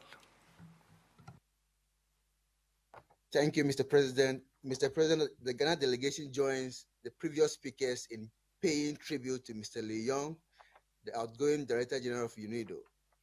The Ghana delegation wishes to convey hearty congratulations to him for his sterling stewardship of UNIDO as Director General for the past 8 years. Mr. Lee Young's commitment and dedication to promoting UNIDO's mandate of fostering inclusive and sustainable industrial development in member states through innovative programs such as country programs, program for country partnerships, and other standalone projects is a laudable one. Likewise, his proactive leadership of UNIDO in supporting developing countries to manage the effects of the COVID-19 pandemic. His contribution to the reform and restructuring of UNIDO to become more responsive to the needs of member states will remain a legacy of his tenure as Director General. On this note, the Ghana delegation wishes Mr. Lee Young every success in his future endeavor. I thank you, Mr. President. شكرا لكم. وأعطي الكلمة الآن للسيد محمد حسني من البعثة الدائمة لإيران. فليتفضل. Mr. President, on behalf of the government of the Islamic Republic of Iran, I would like to take this opportunity to express my government's appreciation to Director General Mr. Li Yong for his able leadership of the organization during his tenure and to wish him full success in his personal and professional future endeavors. Indeed, he showed commitment and overwhelming enthusiasm in leading UNIDO. The increase in technical cooperation, country program, and PCP deliveries, strengthening UNIDO's expertise, the role in industrial development, and emergency response to COVID-19 are just part of his outstanding legacy. The Islamic Republic of Iran expressed its deep appreciation for his outstanding work, dedication, commitment, and contributions in achieving inclusive and sustainable industrial development in developing countries. I thank you, Mr. President. شكرا على تدخلكم. وأعطي الكلمة الآن للسيد فيتالي شومنسكي من البعثة الدائمة بيلاروس. فليتفضل. Спасибо, господин председатель. Уважаемый господин генеральный директор, делегаты, дамы и господа, от имени делегации Республики Беларусь хотел бы поблагодарить генерального директора Ли Йонга за высокий профессионализм и самоотверженную работу на посту руководителя ЮНИДО. Беларусь высоко ценит его решающую роль и приложенные усилия в выполнении мандата ЮНИДО, направленного на содействие инклюзивному и устойчивому промышленному развитию во всем мире и особенности в решении проблем и потребностей стран со средним уровнем дохода. Хотели бы также поблагодарить господина Ли Йонга за эффективное сотрудничество и высокий уровень доверия между ЮНИДО и Беларусью. За 8 плодотворных лет нахождения его в должности был реализован ряд знаковых проектов по повышению конкурентоспособности и ресурсоэффективности промышленности Беларуси. Считаем, что в значительной степени именно благодаря умелому руководству со стороны генерального директора ЮНИДО удалось достичь многих позитивных результатов, и всем нам с достоинством и чувством выполненного долга в этом году встретить 55-летний юбилей нашей организации. Хотели бы еще раз выразить слова нашей искренней благодарности господину Ли Йонгу и пожелать ему всего самого наилучшего. شكرا لكم. وأعطي الكلمة الآن للسيد سايبا سيلا من البعثة الدائمة للسنغال. فليتفضل. Monsieur le Président, au nom du gouvernement du Sénégal, je voudrais exprimer ma profonde gratitude à M. Li Yong pour le travail accompli à la tête de notre organisation qu'il a dirigée avec professionnalisme, engagement, efficacité et générosité. Monsieur le Directeur général Li Yong, vos 2 mandats ont été marqués par de nombreuses initiatives pertinentes, parmi lesquelles je voudrais souligner pour m'en réjouir l'élaboration et la mise en œuvre du programme pour la 3e décennie du développement industriel de l'Afrique, dont le président Macky Sall est l'un des champions. Je tiens particulièrement à saluer la qualité et la constance de l'accompagnement dont mon pays bénéficie à travers le programme de partenariat pays qui constitue depuis 2015 l'instrument de mise en œuvre du volet industriel du plan Sénégal émergent. Avec une profonde reconnaissance, nous vous souhaitons le meilleur dans le prochain chapitre de votre précieuse et très utile vie. Je vous remercie. شكرا على تدخلكم.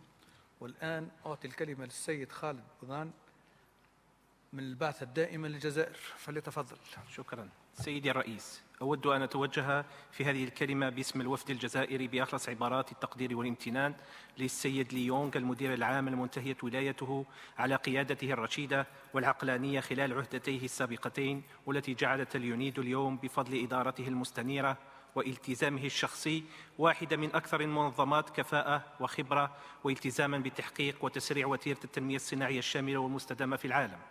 فبكل المقاييس فقد تمكنتم السيد لي يونغ من تحسين أداء اليونيدو من تدعيم الشركاء المانحين والدول الأعضاء في المنظمة، وشكلتم بذلك فريق عمل متناسق طيلة الفترة الماضية. كما نقدر عاليا جهودكم في تقوية علاقات التعاون والشراكة على الصعيد الدولي والإقليمي، وفي دفع مجالات التعاون التقني إلى مستويات أفضل رغم الأوقات الصعبة التي أصبح العالم يتخبط فيها جراء جائحة كوفيد-19.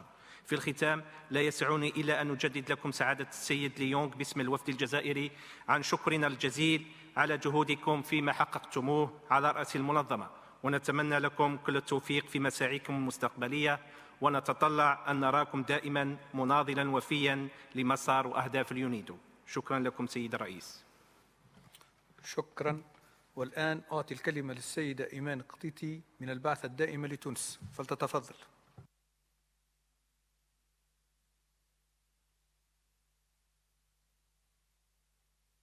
السيد رئيس المؤتمر، يسعدني أن أتقدم باسم وفد بلاد تونس بأحر عبارات الشكر وخالص التقدير للسيد المدير العام المنتهي ولايته السيد لي يونغ على جهوده الدؤوبة وسعيه المتواصل خلال فترة ترأسه لمنظمة الأمم المتحدة للتنمية الصناعية من أجل دعم ومساندة الدول النامية لتحقيق تنمية صناعية مستدامة وشاملة في إطار تحقيق أهداف التنمية المستدامة بحلول سنة 2030 من خلال العديد من المبادرات والمشاريع والتظاهرات الناجحة، والتي كانت دافعة ومعاضدة لجهود هذه الدول للقضاء على الفقر وتوفير فرص أفضل للعمل لفائدة الشباب ومزيد تمكين المرأة اقتصاديا والحد من التفاوت الجهوي.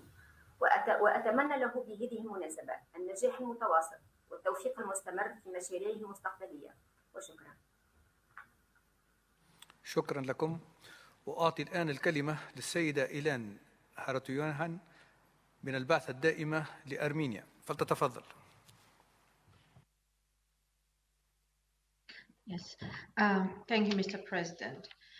On behalf of the government of Armenia, I would like to express our profound appreciation and gratitude to outgoing Director General Li Yong for all the work that he carried out at the helm of UNIDO, for his dedication to this organization's mandate and purpose throughout the years that he has been leading it.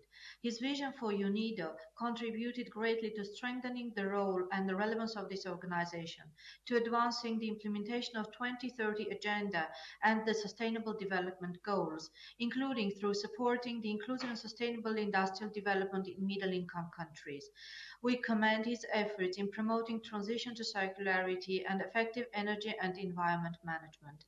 We also express our profound appreciation for his leadership and steering of UNIDO in difficult times of COVID-19 pandemic, for efforts to keep the organization and its secretariat running amid all the pandemic-related restrictions.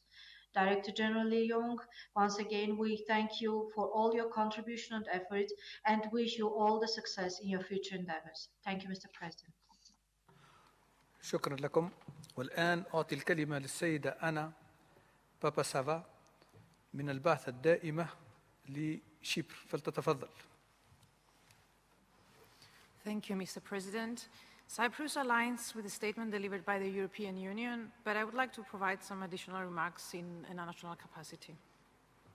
On behalf of the Republic of Cyprus, I would like to thank the outgoing Director General Li Yong for his able leadership and dedication in promoting UNIDO's pivotal role in the international development system. Director Li Yong, your tireless efforts have significantly contributed in UNIDO's progress towards the implementation of the 2030 Agenda, and particularly the promotion of an inclusive and sustainable industrial development as envisioned in SDG 9. We particularly praise UNIDO's immediate and efficient response in addressing the challenges posed by the pandemic. Let me also comment UNIDO's support to the ongoing reform of the UN development system, as well as its relentless work to promote gender equality and women economic empowerment. We also equally note with satisfaction UNIDO's program for country partnership and UNIDO's project on strategic engagement with emerging donors. We would like once again to thank you, Director General Li Yong, and wish you every success to your future endeavors. Thank you, Mr. President. شكرا لتدخلكم. وأعطي الآن الكلمة للسيد تران فيت فونغ من البعثة الدائمة لفيتنام، فليتفضل. Thank you, Mr. President. Like many other speakers, Vietnam wishes to express our deepest gratitude to Mr. Lee Yong for his highly effective and resilient leadership as Director General. Vietnam also wishes to commend Mr. Lee Yong for his strategic vision despite many challenges during his time, especially COVID-19 pandemic. This vision is best exemplified by numerous country programs as well as PCP. The positive impact of country program and PCPs on ISID of developing countries is extraordinary. That and all other well-implemented initiatives and technical assistance projects have contributed significantly to UN 2030 agenda and a worthy legacy of his tenure as Director General. Vietnam wishes Mr. Lee Yong all the best on his future endeavors. On this occasion, Vietnam also would like to congratulate and welcome Dr. Red Puller on his appointment as new Director General. Vietnam is confident that his experience and talent will enable UNIDO to navigate successfully through the current pandemic as well as further promote ISID. Vietnam wishes to reassure Dr. Miller of full support during his upcoming term. Thank you, Mr. President. شكرا. وأعطي الآن الكلمة للسيد الصديق محمد أحمد من البعثة الدائمة للسودان فليتفضل.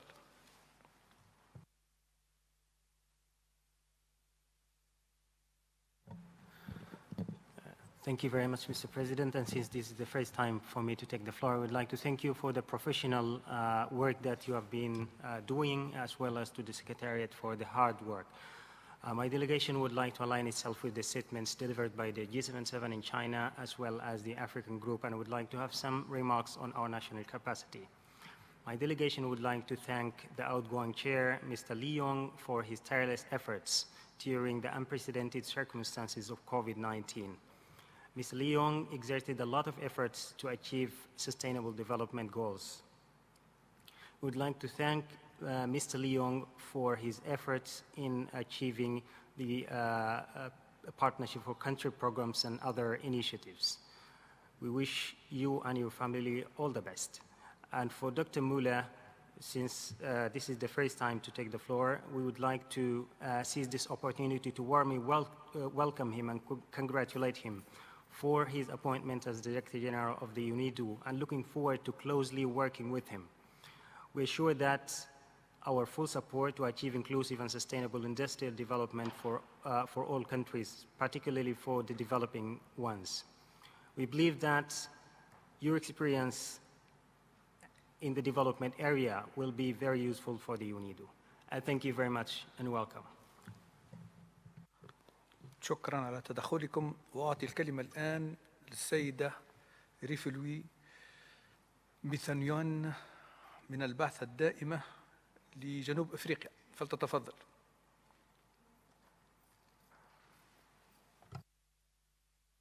President, South Africa expresses its deep appreciation to Mr. Lee Yong for his dedication, tireless work, and astute leadership in helming UNIDO over the past years.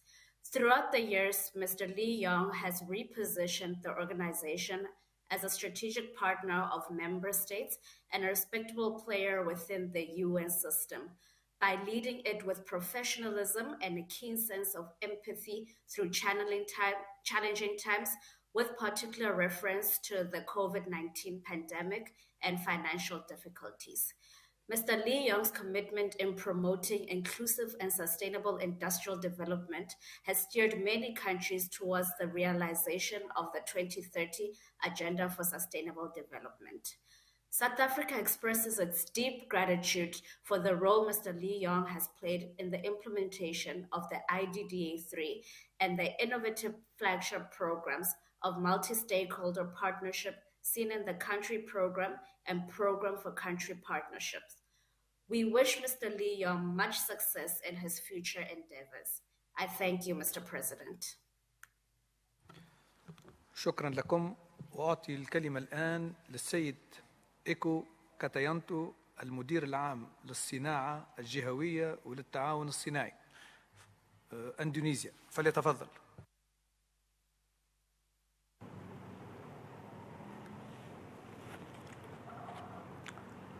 Mr. President, His Excellency Mr. Lee Yong, Excellencies, Indonesia would like to convey our utmost gratitude for His Excellency Mr. Lee Yong's dedication and endless endeavor in navigating UNIDO to be able to keep working for its member benefit in this hardship situation of pandemic.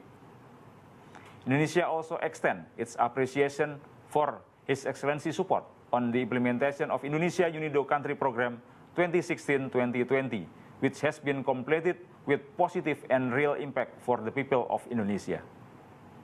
Indonesia sincerely wishes the best of luck for His Excellency Mr. Lee Yong in his next assignment. I thank you. شكرا لكم على تدخلكم، وآتي الكلمة الآن لآخر متدخل على القائمة السيد وين مينغ لو المدير العام لإنبار، فليتفضل.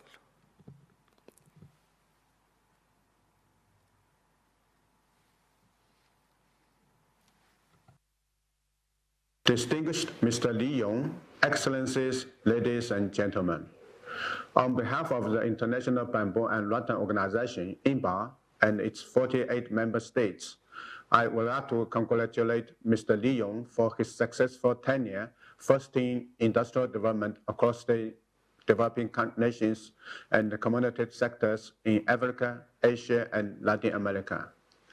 During Mr. Lee Yong's tenure, INBAR and UNIDO had entered into a relationship agreement, which was just signed last month. Our two organizations developed a bamboo development project for Cambodia and Ethiopia with South-South linkages to China.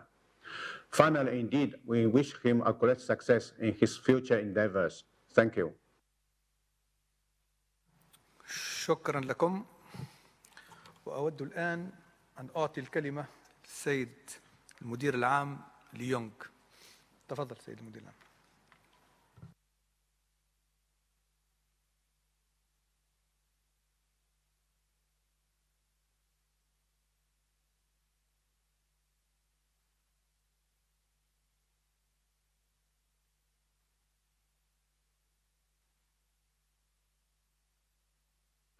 Mr. President, Ministers, Excellencies, distinguished delegates, ladies and gentlemen, thank you so much for your kind words, and I'm deeply humbled and touched by your sincere statement. For me, I understand I just have done what I wanted to do, and also what I need to do.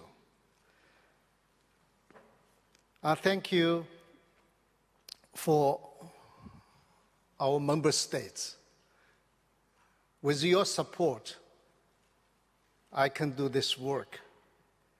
And I'm very grateful for having had this opportunity to serve as a UNIDO Director General and for many rich experience and of the past 8 years. I feel very, very much honored and privileged to have had the chance to work with all of you, drawing on your guidance, your very important guidance as a UNIDO member state, and ensuring that ISRD has lasting impact on our drive towards better future. Excellencies, colleagues, friends, I wouldn't let this opportunity pass without express my appreciation to my dear wife,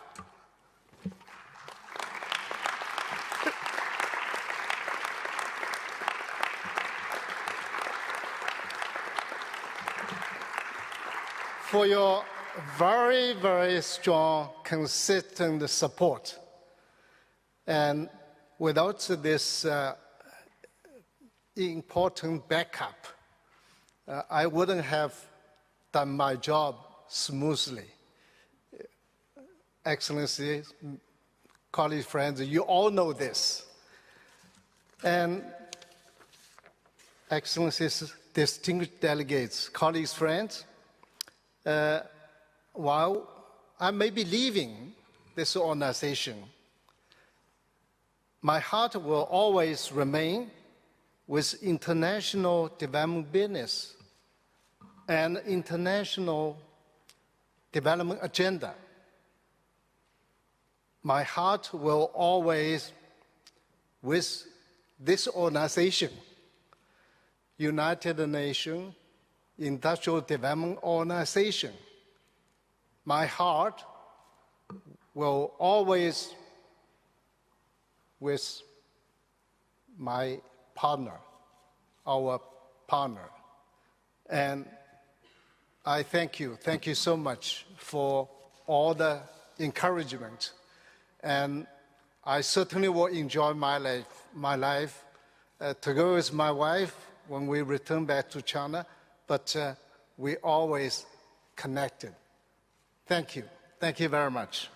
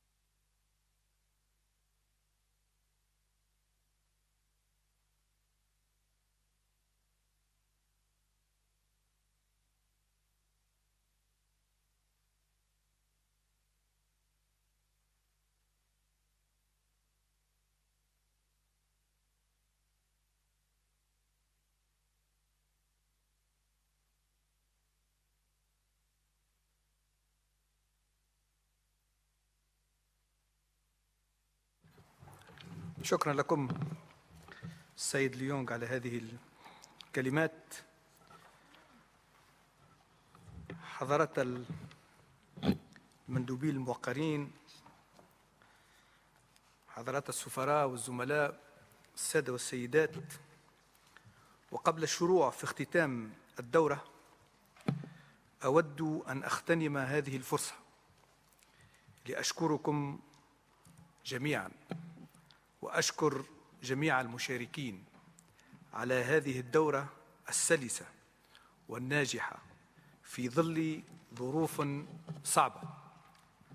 وأود أن أعرب عن شكر الصادق على الشرف والثقة التي حظيت بهما بلادي تونس، وحظيت بهما أنا شخصياً بترأس دورة المؤتمر العام 19.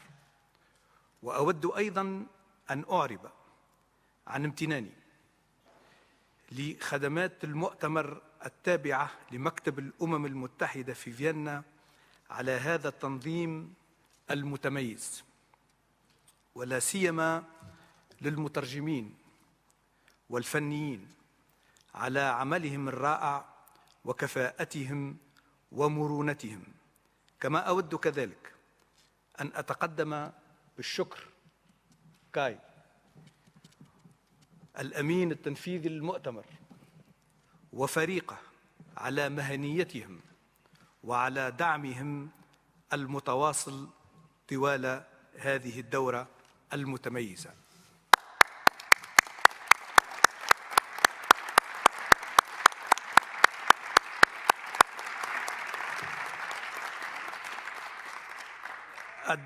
أدعوكم الآن لمشاهدة فيديو قصير يستعرض عملنا هذا الأسبوع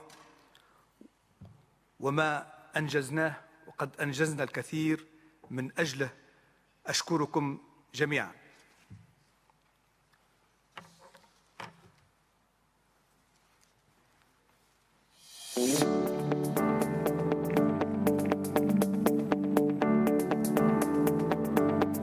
The 19th session of the UNIDO General Conference took place at a critical juncture following the UN Secretary-General's call for a decade of action. The event was an opportunity to show how UNIDO is capitalizing on its rich expertise and bringing a stronger focus to the practical aspects of its inclusive and sustainable industrial development mandate to help countries get back on track to achieve the Sustainable Development Goals. To contain the spread of COVID-19, the General Conference was a semi-virtual affair.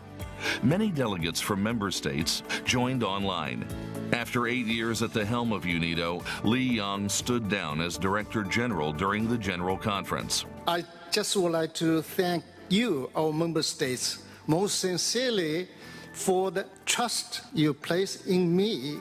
Gerd Müller was confirmed as the new Director General of UNIDO for a period of 4 years. I want to thank you for your great support and for electing me as the new Director General of UNIDO.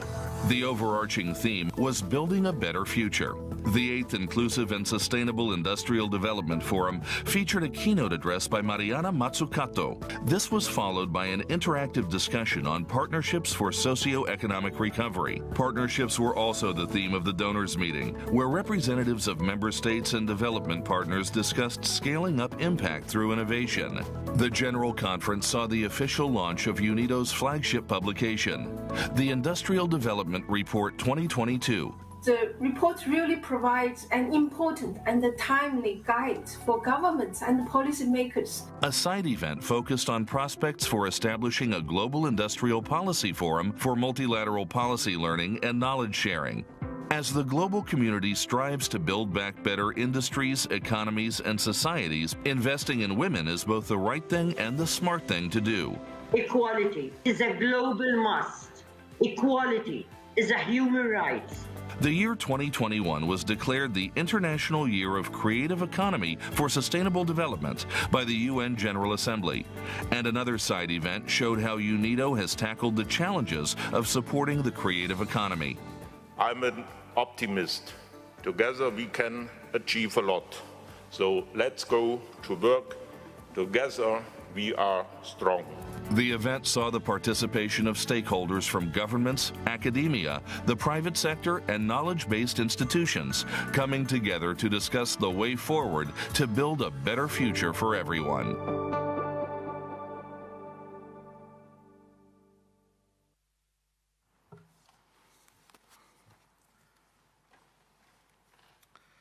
ووفقا للمادة 71 من النظام الداخلي للمؤتمر أدعوكم الآن إلى الالتزام الصمت دقيقة واحدة تكرس للصلاة أو التأمل.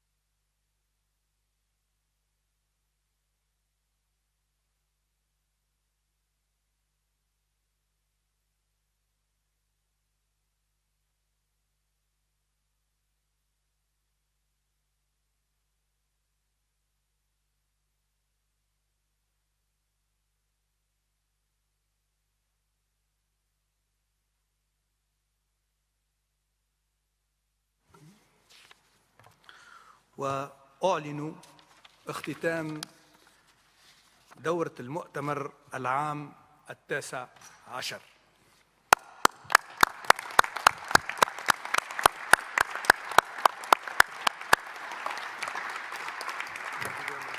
Very kind words. It was lovely working with you. Thank you so much. Congratulations for your excellent leadership.